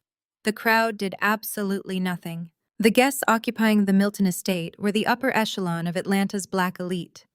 They were chief of surgery directors, federal judges, defense attorneys, and venture capitalists. They were highly educated, deeply perceptive people who had spent the last 14 months tolerating Chloe's presence with polite, icy boundaries. They remembered her reaching out to touch their braided hair without permission at country club luncheons. They remembered her tone-deaf, condescending comments regarding inner-city charity initiatives. They remembered the subtle, insidious microaggressions she deployed whenever she felt slightly inconvenienced. They knew exactly who Chloe Jenkins was, and they knew exactly what she was trying to do. She was deploying the classic defense mechanism of white tears, attempting to paint me as the aggressive, dangerous black woman to save her own skin. A prominent defense attorney in the front row crossed her arms over her chest, her expression turning to absolute stone. The state senator's wife looked down at Chloe sobbing on the grass, then deliberately turned her back. One by one, the entire crowd mirrored the gesture. The elite circle literally and figuratively turned their backs on Chloe. They sipped their champagne. They adjusted their designer sunglasses. They began murmuring quietly among themselves about the incoming federal indictments. They left her kneeling on the stage, entirely exposed and completely ignored. Her ultimate defense mechanism had spectacularly failed. On the lawn, Marcus managed to shove his knee against Jamal's chest, creating a fraction of space between them. Marcus was bleeding heavily from his nose, his pristine white shirt ruined with grass stains and crimson spots. "Jamal, listen to me," Marcus pleaded, crying real, pathetic tears as he scrambled backward in the dirt. "It was her. She manipulated me. Chloe planned the whole thing. It was her idea to use the dummy corporation to buy the house. She said we needed a clean break." Chloe stopped crying instantly. Her head snapped toward Marcus. The desperate sobbing victim vanished, replaced by a woman staring at the man who had just thrown her directly under the bus to save his own life. The alliance was dead. There is no loyalty among thieves when the walls cave in. I stepped out from beneath the canvas canopy of the audio-visual booth. I smoothed my hands down the front of my white chef's apron. I did not smile. I did not gloat. I simply watched the ashes of their empire settle over the lawn. Vivian was now on her knees near the patio, weeping into her hands, mourning the absolute destruction of her social standing. Jamal stood over his brother, his chest heaving, his fists clenched, looking at Marcus as if he were a stranger. The perfect afternoon had fully dissolved into a crime scene. Then, cutting through the sound of Jamal's ragged breathing and Chloe's genuine terrified silence, a new sound emerged. It started as a faint, sharp wail in the distance, echoing over the lake and vibrating through the dense Georgia pine trees. The sound grew louder, piercing and undeniable. I had not just brought the evidence to the party. I had submitted the complete, unedited folder of forged signatures and unauthorized wire transfers to the Financial Crimes Division of the FBI 4 hours before the catering vans ever arrived. Bright red and blue lights began to flash through the massive wrought iron gates at the front of the estate. The sirens were here. The wailing sirens abruptly cut out as a convoy of black SUVs and marked police cruisers swarmed the circular driveway. Heavy car doors slammed in rapid succession. The rhythmic thud of tactical boots marching across the imported Italian stone walkway echoed through the eerie silence of the backyard. The crowd of Atlanta elites parted instantly. They stepped back in complete unison, pulling their designer silk dresses and tailored linen suits away from the incoming tide of law enforcement. 4 federal agents wearing dark windbreakers with the bright yellow letters FBI across the back marched onto the terrace, flanked by 6 local police officers. The sharp contrast of tactical gear cutting through a pastel baby shower was a stark, brutal reality check. Marcus looked up from the grass. The blood drained from his bruised face, leaving him the color of chalk. His survival instinct finally overrode his shock. He scrambled backward, his hands desperately clawing at the dirt. He pushed himself to his feet, turning his body toward the manicured hedge maze that led to the rear golf course. He was going to run. He was going to abandon his pregnant mistress, abandon his stolen mansion, and flee to save his own skin. He did not make it 2 steps. Jamal moved with the brutal, precise efficiency of a surgeon. He lunged forward and grabbed Marcus by the collar of his ruined shirt. He slammed Marcus back into the ground with bone-jarring force. Jamal planted his knee squarely in the center of Marcus's chest, pinning him tightly to the earth. "Let me go," Marcus hissed, his voice a pathetic high-pitched wheeze as he thrashed helplessly under his brother's weight. "Jamal, they will take everything. You have to let me run." Jamal stared down at the man who had destroyed his life. "You already took everything from me," Jamal said, his voice dropping to a freezing, dead monotone. "You are not walking away from this. You are going to stay right here and face exactly what you are." I watched from the shadow of the audio-visual canopy. I did not smile. I did not cheer. I simply stood with my arms crossed, watching the inevitable violent collision of truth and consequence. The lead federal agent, a tall, imposing man with a stern face, stepped up to the edge of the patio. He looked down at the 2 brothers grappling in the dirt. He pulled a folded piece of paper from the inner pocket of his windbreaker. Marcus Jenkins, the agent, announced, his voice carrying effortlessly over the silent crowd. "We have a federal warrant for your arrest." Marcus stopped struggling. He lay flat on the grass, his chest heaving, staring up at the agent with wide, terrified eyes. The fight completely drained out of his body. "You are being charged with 3 counts of federal wire fraud, identity theft, and bank fraud." The agent continued, reading directly from the warrant. "These charges stem from the unauthorized transfer of $400,000 across state lines and the forging of digital signatures belonging to Maya Jenkins." "Officers, get him up." 2 local police officers stepped forward. Jamal slowly stood up, stepping back to let the officers take his place. They hauled Marcus to his feet, roughly pulling his arms behind his back. The sharp, metallic click of handcuffs echoed across the yard. The sound was definitive. The sound was final. Marcus's knees buckled slightly, but the officers held him up by his elbows, treating the former golden child of Atlanta society like a common street criminal. Vivian let out a guttural, heartbroken wail. She tried to rush forward, her hands reaching out for her favorite son, but a police officer firmly blocked her path. She collapsed against him, sobbing uncontrollably, mourning the death of the Jenkins family reputation right there on the lawn. Chloe watched the steel cuffs lock around Marcus's wrists. Her survival instincts kicked in with vicious speed. The sweet, loving partner vanished entirely. She immediately began to back away from Marcus, putting as much physical distance between them as possible. She turned her tear-streaked face toward the lead federal agent, clasping her hands together in a posture of desperate innocence. "Officer, please," Chloe cried, her voice trembling perfectly. "You have to understand, I had absolutely no idea. He lied to me. He manipulated me. He told me the money came from his personal savings. I am just a pregnant woman. I trusted him. He forced me to sign those papers. Maya faked this.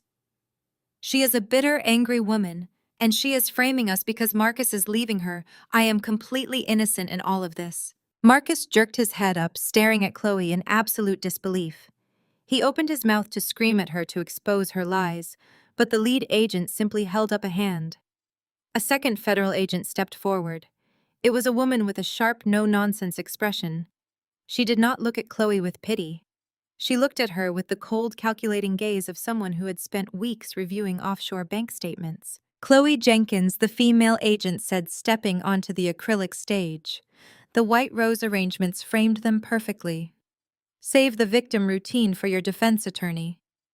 Chloe froze, her hands dropping to her sides. We have a warrant for your arrest as well, the agent stated, pulling a second pair of handcuffs from her belt. No, Chloe gasped, taking another step back. You cannot do this. I am pregnant.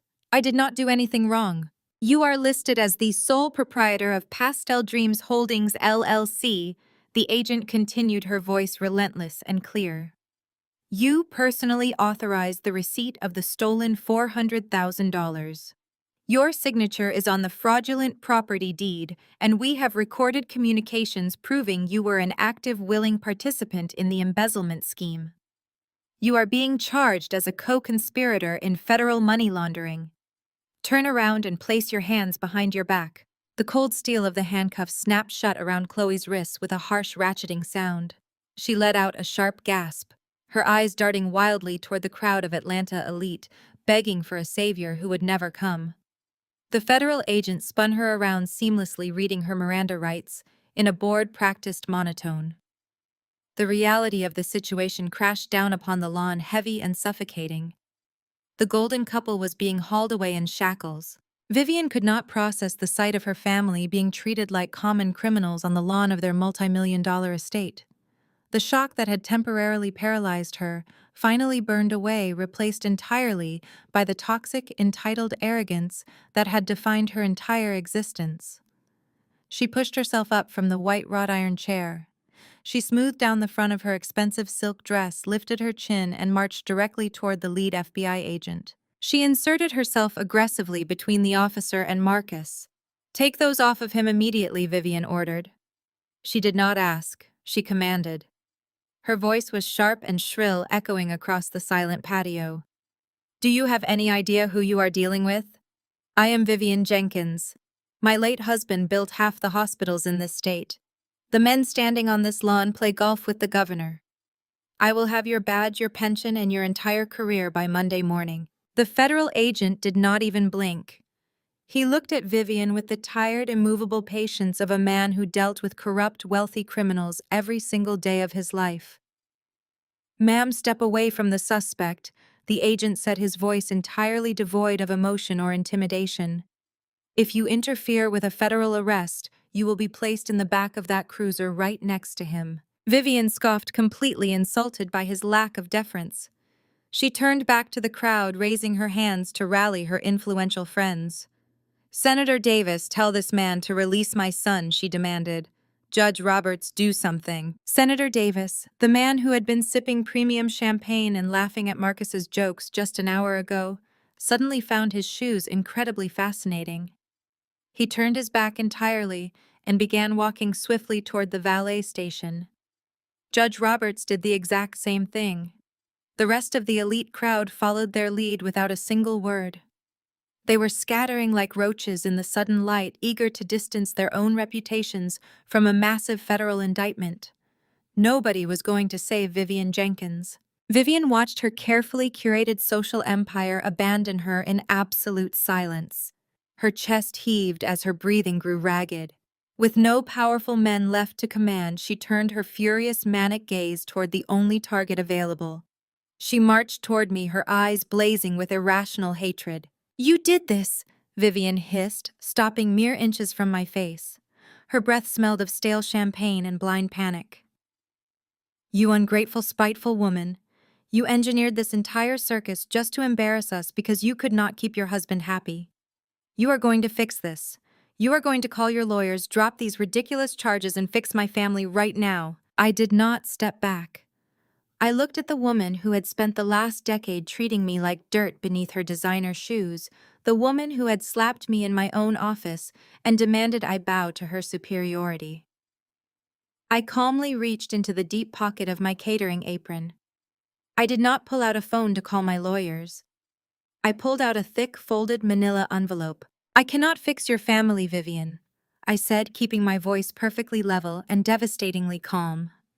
"But I can give you some reading material for the weekend." I held the envelope out toward her. Vivian snatched it from my hand, her manicured fingers ripping the paper open with frantic, trembling aggression. She pulled out a thick stack of legally bound documents. She expected a catering bill. She expected a petty civil lawsuit or a list of demands. She did not expect a notice of default and foreclosure. Vivian stared at the heavy black text printed at the top of the first page. Her eyes flicked rapidly across the paragraphs, failing to comprehend the dense legal jargon. Her brow furrowed in confusion as she looked back up at me. "Let me translate that for you," I said, my voice carrying clearly over the gentle rustle of the evening wind. "Marcus did not just steal $400,000 in cash from my business to buy this mansion. He needed to secure a massive multi-million-dollar line of credit for the rest of the purchase price. No legitimate bank was going to hand that kind of money to a man with his debt-to-income ratio without substantial hard collateral." Vivian's hands began to shake. The heavy parchment paper rattled audibly in her grip. She looked toward Marcus, who was currently being pushed toward the back of a police cruiser. "He forged your signature, Vivian." I continued, dealing the final lethal blow to her reality. "He used your prized ancestral home in Buckhead. He leveraged the house your late husband left you to secure the fraudulent offshore loans for Chloe's new estate. And because the federal government has now officially frozen every single one of his accounts, those loans have completely defaulted." Vivian's jaw dropped. All the color instantly vanished from her face, leaving her looking hollow and gaunt. "The bank owns your house now," I told her, my voice holding zero pity and zero hesitation.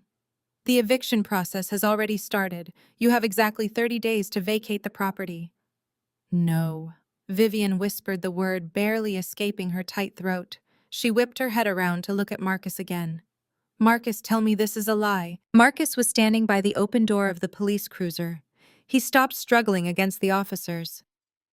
He looked at his mother for a fraction of a second, his face twisting in shame, and then he looked down at the ground.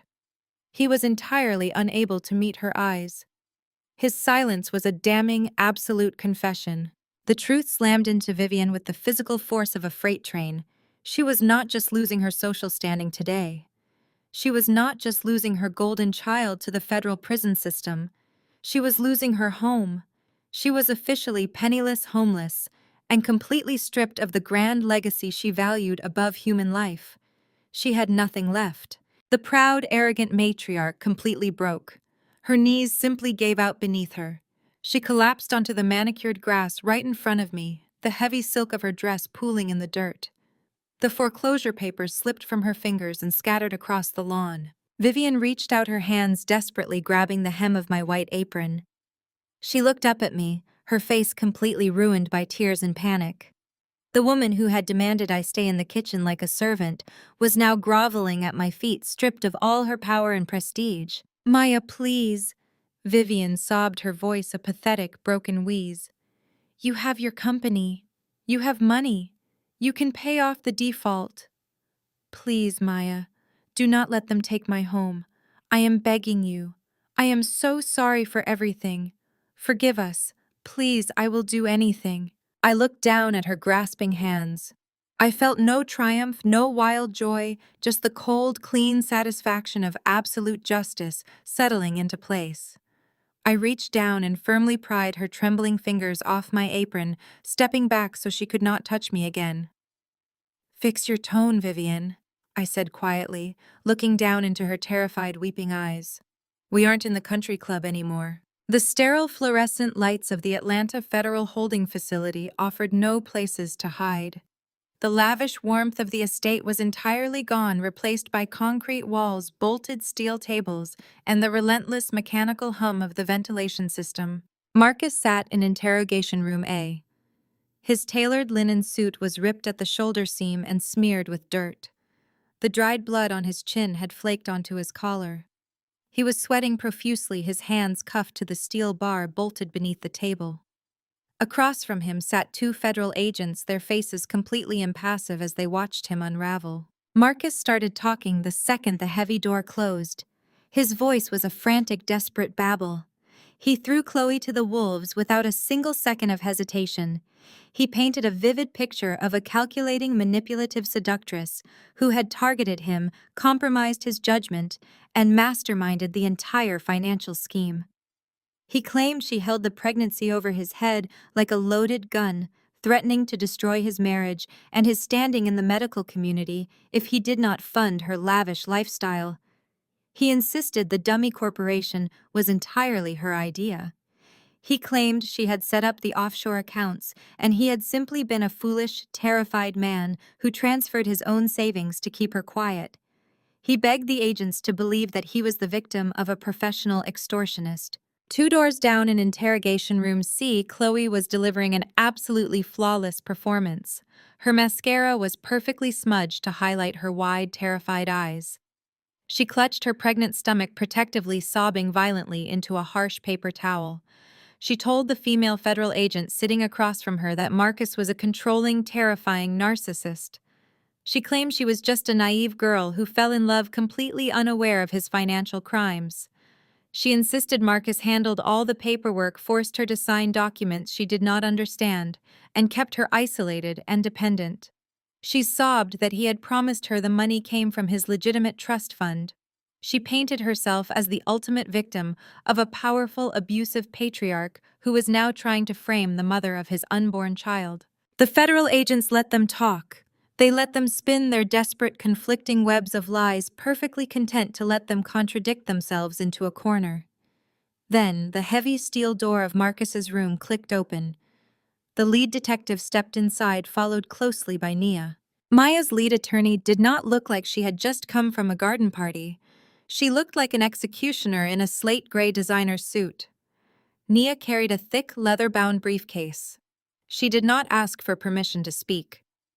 With a nod from the detective, she stepped up to the metal table, popped the golden latches, and began dealing documents across the surface like a blackjack dealer executing a flawless sweep. Nia looked at Marcus with absolute unbridled disgust. She informed him that his victim routine was insulting to every single person in the room.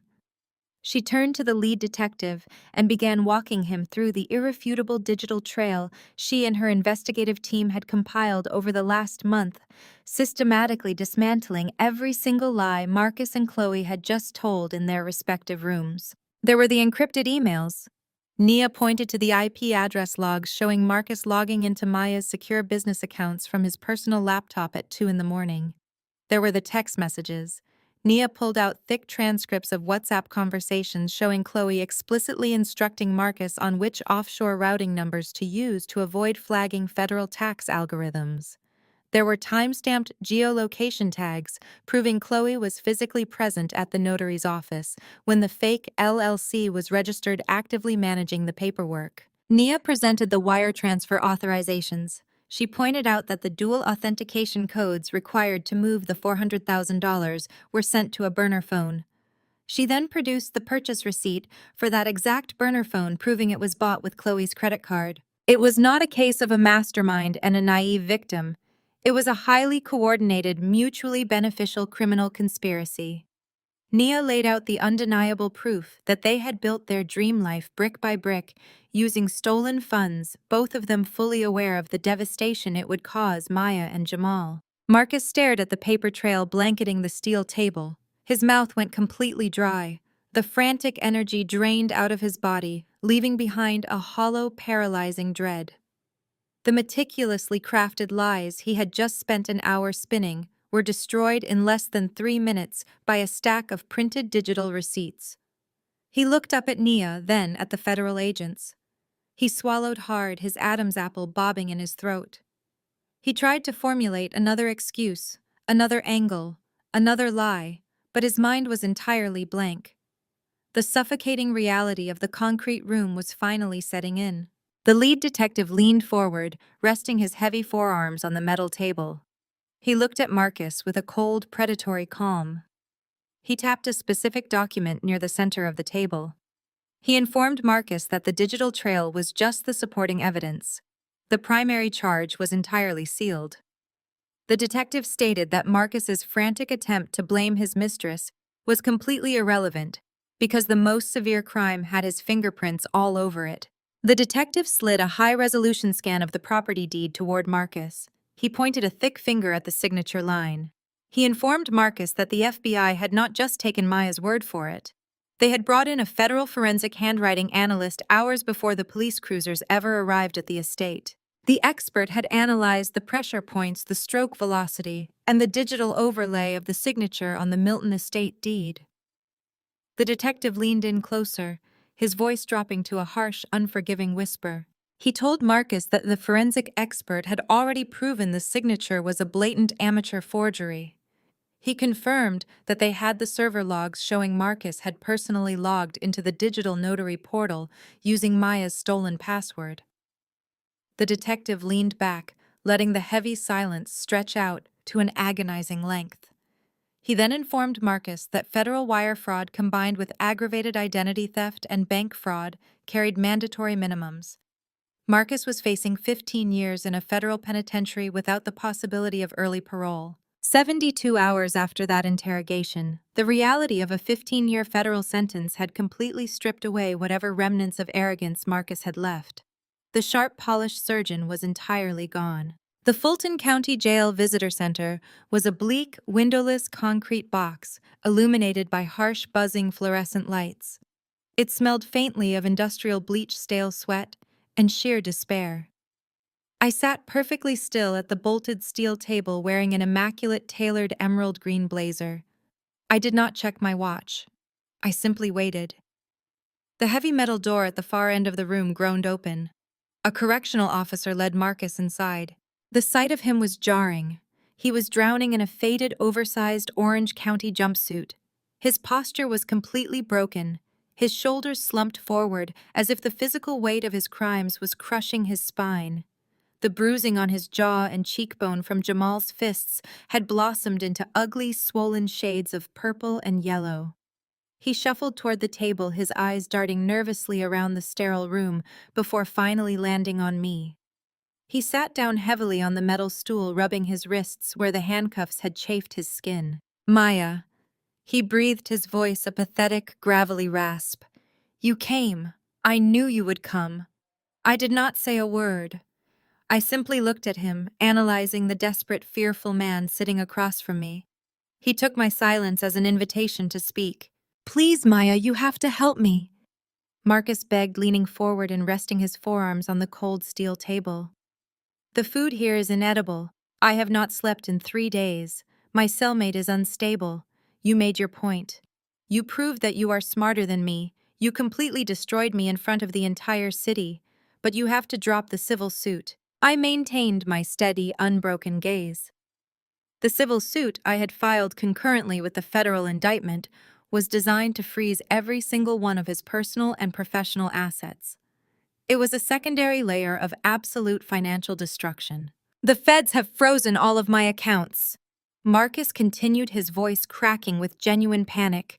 I cannot afford a private defense attorney. I am being represented by a public defender who looks like he just graduated law school. If you keep the civil suit active, I cannot liquidate anything to pay for decent representation. I am begging you, Maya. Drop the civil damages. I will do whatever you want. I will sign anything you want.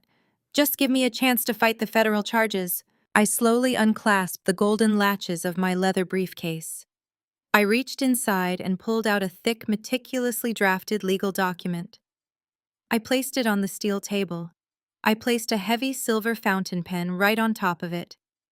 I slid the entire stack across the table until it rested directly in front of his folded hands. You said you would sign anything, I said, my voice completely flat, devoid of any sympathy or hesitation. Marcus looked down at the document. His bruised eyes scanned the bold black text printed at the very top of the page. It was a masterfully aggressive divorce decree. Let us be very clear about how this is going to work. Marcus, I instructed, leaning back in my chair, you are going to sign that document exactly as it is written. You are going to formally relinquish any and all claims to my tech company, my personal savings, and the primary residence. You are going to waive any right to spousal support or alimony. Furthermore, you are going to accept full, singular liability for the fraudulent loans you acquired to fund Chloe's dream house. Marcus stared at the paper in absolute horror. He looked up at me, his jaw trembling. Maya, this leaves me with absolutely nothing. You are stripping me of every single asset I have ever earned. This puts me millions of dollars in debt. I am simply formalizing the reality of your situation, I replied smoothly. You are already facing a 15-year federal sentence for wire fraud. You are entirely ruined. If you do not sign that decree right now, I will not only proceed with the civil suit, but I will drag out the divorce proceedings for years. I will bleed you dry in civil court before your federal trial even begins. You will rot in this county jail without a dime to your name. Sign the papers, Marcus." He stared at me, searching my face for any flicker of the loving, forgiving wife he had manipulated for years. He found nothing but cold, hardened steel. He looked back down at the divorce decree. His breathing grew shallow and erratic. He realized he was completely trapped. He had no leverage, no power, and no alternative. With a shaking, defeated hand, Marcus picked up the silver fountain pen. He flipped to the final page of the document. He pressed the nib to the paper and signed his name legally, surrendering his entire existence. He slid the papers back across the table, his shoulders dropping even lower in ultimate defeat. He let out a long, ragged exhale. "Okay," Marcus whispered, staring blankly at the metal table. "It is done. I signed everything over to you. Now drop the civil suit so I can at least sell the classic cars to pay for a real lawyer." I picked up the signed divorce decree.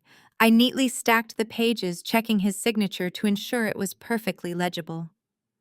I slid the document safely back into my leather briefcase and secured the golden latches with a sharp, satisfying snap. I stood up from the bolted steel chair and looked down at my newly minted ex-husband. "I am not dropping the civil suit, Marcus," I said, my voice echoing coldly off the concrete walls. Marcus's head snapped up. His eyes went wide with sheer terror. "But I signed the papers," he shouted, his voice cracking with hysteria. "You said you would let me liquidate the cars." "I never said that," I corrected him, adjusting the cuffs of my blazer. "You assumed that. I simply told you to sign the papers. And regarding your prized classic car collection, you do not need to worry about liquidating them." I picked up my briefcase, giving him one final merciless look. "Flatbed tow trucks arrived at your climate-controlled storage warehouse 2 hours ago," I informed him, watching the absolute despair wash over his bruised face. "Nia secured an emergency asset forfeiture order this morning. Your vintage Porsches and that pristine Shelby Mustang have already been impounded. I am seizing the entire collection to cover my legal fees. Enjoy the public defender, Marcus." I left the Fulton County Jail without looking back. The heavy steel doors echoed shut behind me, sealing Marcus inside the concrete tomb he had built for himself. I walked out into the blinding Georgia sunlight, climbed into the back of my waiting car, and gave my driver the address to a quiet, discreet coffee shop in Buckhead. I had one final loose end to tie up. Jamal was already sitting at a secluded corner table when I arrived. The contrast between the man sitting before me and the arrogant, untouchable surgeon from the garden party was staggering. The tailored Tom Ford suits were gone, replaced by a simple dark cashmere sweater. The fierce, judgmental pride that usually radiated from his posture had entirely evaporated. He looked exhausted. He looked 10 years older. He looked like a man who had survived a hurricane but lost everything he owned in the wreckage. He stood up as I approached, pulling out my chair with quiet, humbled respect. We sat in silence for a long moment while the barista placed our coffees on the table. Jamal stared down at his dark roast, tracing the rim of the ceramic mug with his index finger. "I owe you an apology," Maya Jamal said, his voice stripped of all its former condescension. He looked up, meeting my eyes with raw, unfiltered sincerity. "I was completely blind. I let my loyalty to my brother cloud my judgment. I treated you like an enemy when you were the only person in that house actually telling the truth. I am deeply, profoundly sorry." I accepted his apology with a slow nod. I did not need his validation anymore, but hearing the golden child of the Jenkins family finally admit his absolute failure was a necessary step in burying the past. I asked him how he was holding up in the aftermath of the federal indictments. Jamal let out a dry, humorless laugh. He reached inside his jacket pocket and pulled out a thin white envelope. He did not hand it to me immediately. He held it between his palms, staring at it as if it were a live grenade. Everyone at that party thought the shock of the audio recording paralyzed me because of the betrayal, Jamal said, his voice dropping to a harsh whisper. They thought I froze because I was trying to process the fact that my wife was sleeping with my brother. That was only half the truth. The real shock was the confirmation of a lie I had been carrying for 5 years. He slid the envelope across the table. I opened it and pulled out a stack of medical documents. They were heavily redacted, stamped with the seal of a highly exclusive private clinic in Switzerland. "I am sterile," Maya Jamal stated flatly. The words hung in the quiet air of the coffee shop, heavy and absolute. I suffered a severe medical complication during a surgical residency in my late 20s. The resulting infection left me with a 0% chance of ever fathering a child naturally. I never told anyone. I never told Vivian. I certainly never told Marcus. The Jenkins family legacy demands perfection, and I refuse to be viewed as defective. I kept it a completely buried secret. I looked down at the medical records in my hands, the pieces of the puzzle rapidly clicking into place. When Chloe came to me, crying tears of joy, claiming she was pregnant, I knew instantly it was a physical impossibility. Jamal continued, his eyes darkening with a cold, terrifying clarity. I knew she was lying, but I did not know who the father was, and I did not know how deep the manipulation went. If I had confronted her privately, she would have spun a web of lies. She would have gone to Vivian. She would have played the victim, filed for a lucrative divorce, and dragged my medical history into the public record to save herself. Jamal leaned forward, his hands clasping the edge of the table. "When you played that audio file over the speakers, I did not just hear my brother plotting to steal your money," Jamal explained, his voice vibrating with a quiet, lethal intensity. "I heard the undeniable proof I needed to destroy her completely. The public humiliation was a gift, Maya. You handed me the exact weapon I needed. You gave me the justification to cut her off entirely without Vivian or the society circles ever blaming me or questioning my masculinity. I walked straight from your party to a private laboratory and expedited a mandatory fetal DNA test under the threat of a massive lawsuit. The results came back yesterday. The child belongs to Marcus. I absorbed the sheer weight of his confession. Jamal had weaponized my revenge to execute his own. We had both been bleeding out in the Jenkins family mansion, but we had both managed to wield the knife in the end." I slid the medical records back into the envelope and handed them across the table. I asked him what his next move was regarding his soon-to-be ex-wife. Jamal took a slow sip of his coffee. A chilling, satisfied smile spread across his face, completely altering his exhausted features. "Chloe thought she could fall back on her maiden name," Jamal said, his tone dripping with absolute satisfaction. "She always bragged about her pristine upper-crust family in Charleston. She thought they would protect her. But the federal indictments hit the national news cycle at 6 o'clock this morning. The charges of wire fraud and money laundering are plastered across every major financial network in the country. Her family is obsessed with their pristine public image." Jamal leaned back in his chair, folding his arms across his chest. "She called her father crying for bail money." Jamal revealed, his eyes locking onto mine. "He told her she was a disgrace. He told her she had permanently ruined their social standing. He hung up the phone and completely disowned her. Chloe is sitting in a federal holding cell, Maya. She has no access to my accounts. She has no access to Marcus. And now she has no family. She is entirely, permanently alone. The wheels of federal justice grind slowly, but they grind exceedingly fine. Over the next 8 months, the Jenkins family name was systematically dragged through the mud, dissected by every major news outlet, financial blog, and society column in Atlanta. The spectacular implosion of their carefully curated dynasty became the city's favorite cautionary tale of greed and supreme arrogance. Marcus stood before a federal judge in a sterile wood-paneled courtroom for his sentencing. He was completely stripped of the bespoke Italian suits and the untouchable aura of a top-tier surgeon. He wore a faded standard-issue orange jumpsuit. His public defender, overwhelmed and outmatched by the sheer volume of forensic evidence Naya had provided, had failed to secure any sort of leniency. The judge looked down from the bench with absolute disgust, citing the predatory nature of Marcus's financial crimes and his blatant lack of remorse. The heavy wooden gavel slammed down with a resounding crack. Marcus was sentenced to 15 years in a high-security federal penitentiary without the possibility of early parole. Simultaneously, the state medical board permanently revoked his surgical license.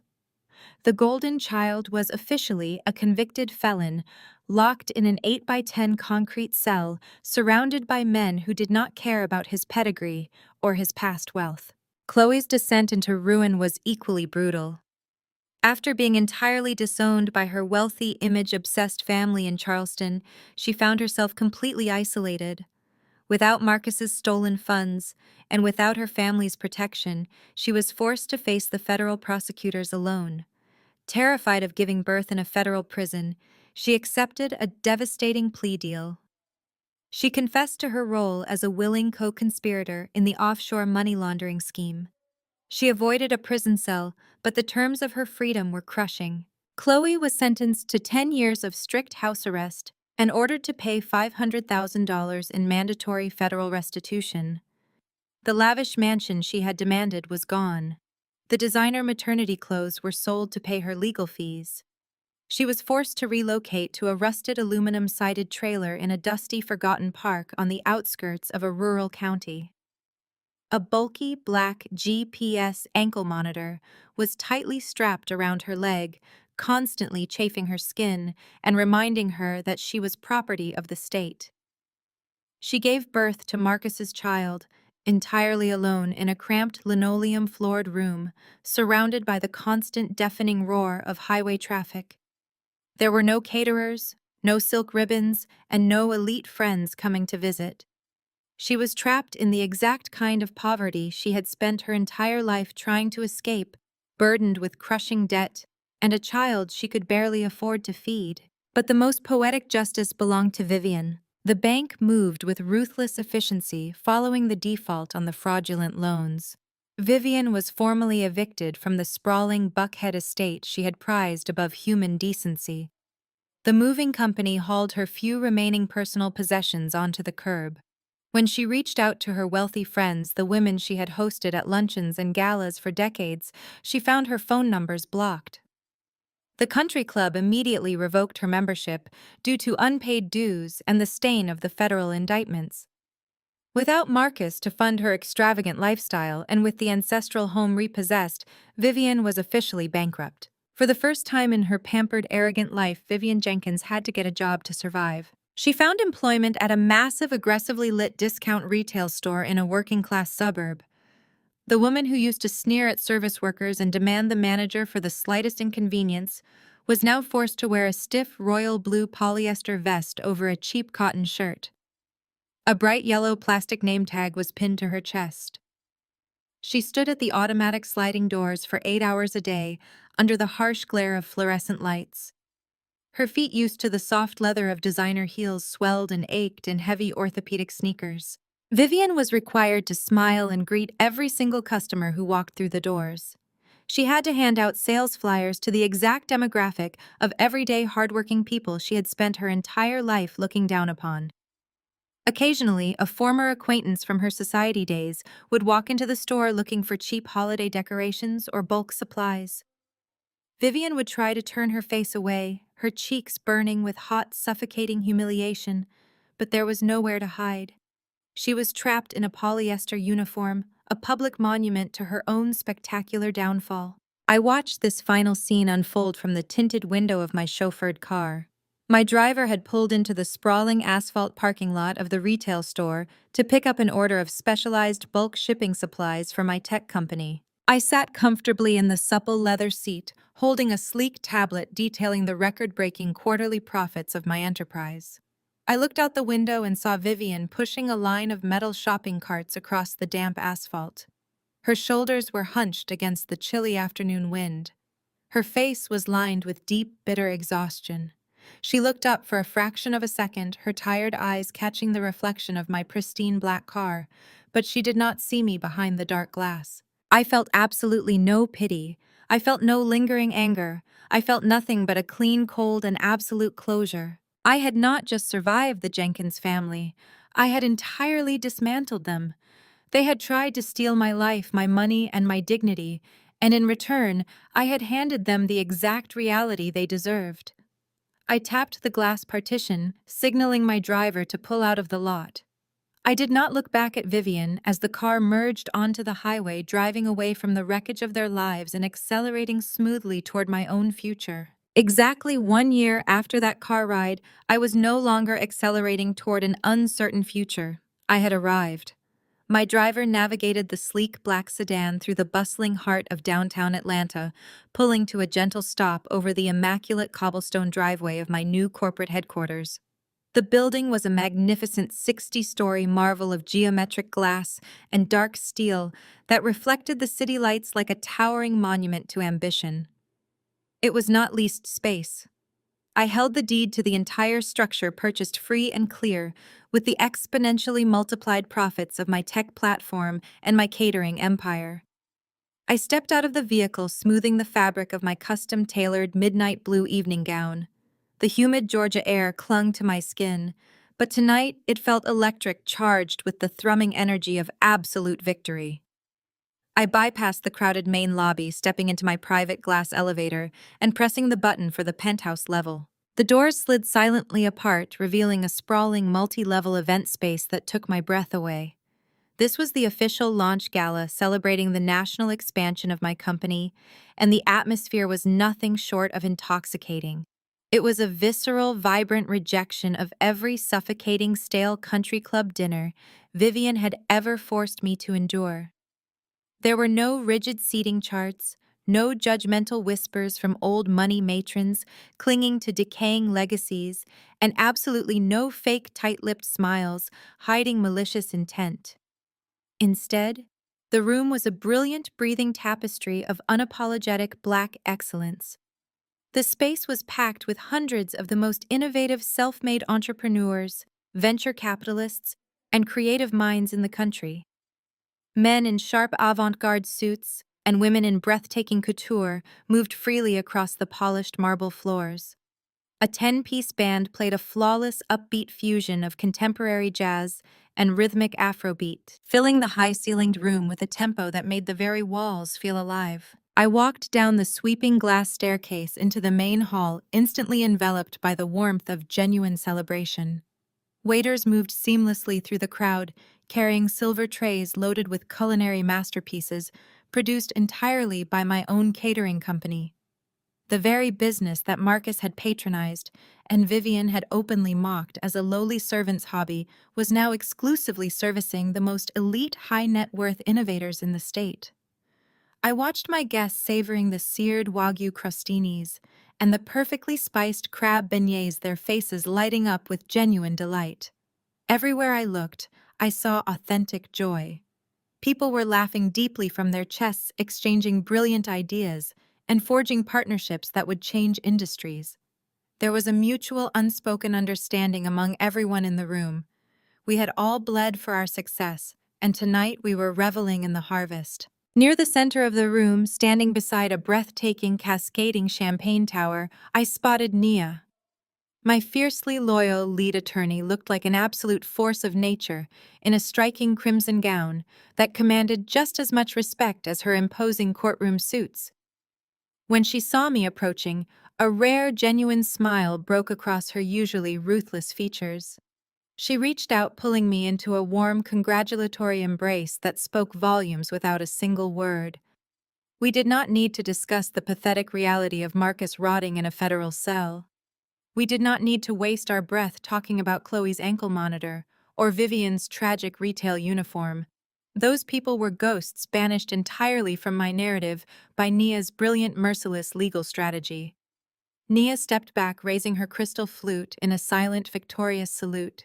She toasted to my brilliance, acknowledging the sheer grit it took to launch my platform into 30 major cities across the nation simultaneously. We clinked our glasses together, the delicate crystal chiming brightly over the vibrant music, sealing a partnership built on trust, strategy, and absolute triumph. The celebration continued to swell, a beautiful, overwhelming symphony of life and ambition. But I needed a quiet moment to anchor myself in the profound reality of what I had achieved. I smiled warmly at a group of investors, excused myself from the center of the room, and walked toward the massive glass doors leading out to the private penthouse terrace. I pushed the heavy doors open and stepped out into the cool, crisp night air. The noise of the gala faded into a pleasant, muffled hum behind the thick, soundproof glass.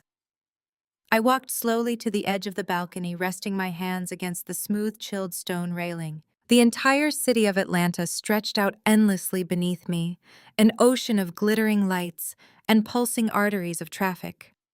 I closed my eyes for a fraction of a second, letting the cool wind brush against my face. A year ago, I had been standing on the manicured lawn of a fraudulent estate, watching federal agents dismantle the grand illusion of my marriage. I had been facing the complete destruction of my life, surrounded by parasites who wanted nothing more than to see me fail and strip me of my dignity. I had been dragged into the mud by people who believed their fabricated pedigree made them untouchable. Now I was standing on top of a skyscraper that belonged entirely to me, looking down at a city I had conquered on my own terms. I had excised the rot from my life with surgical precision, turning the worst betrayal imaginable into the very foundation of my empire. I raised my glass of vintage champagne, holding it up against the backdrop of the illuminated horizon, feeling the absolute unshakable power of a woman who had survived the fire and emerged forged in steel. They thought they could steal my crown because I built it with my own two hands instead of inheriting it. But what they didn't realize is that when you build the castle yourself, you know exactly which pillars to pull to watch it crash down on your enemies. The ultimate lesson from Maya's journey is that true power and security are forged through independence, not inherited privilege or toxic validation. When you build your own foundation, no one can tear it down. Marcus, Chloe, and Vivian relied entirely on deception and entitlement to sustain their illusions of grandeur.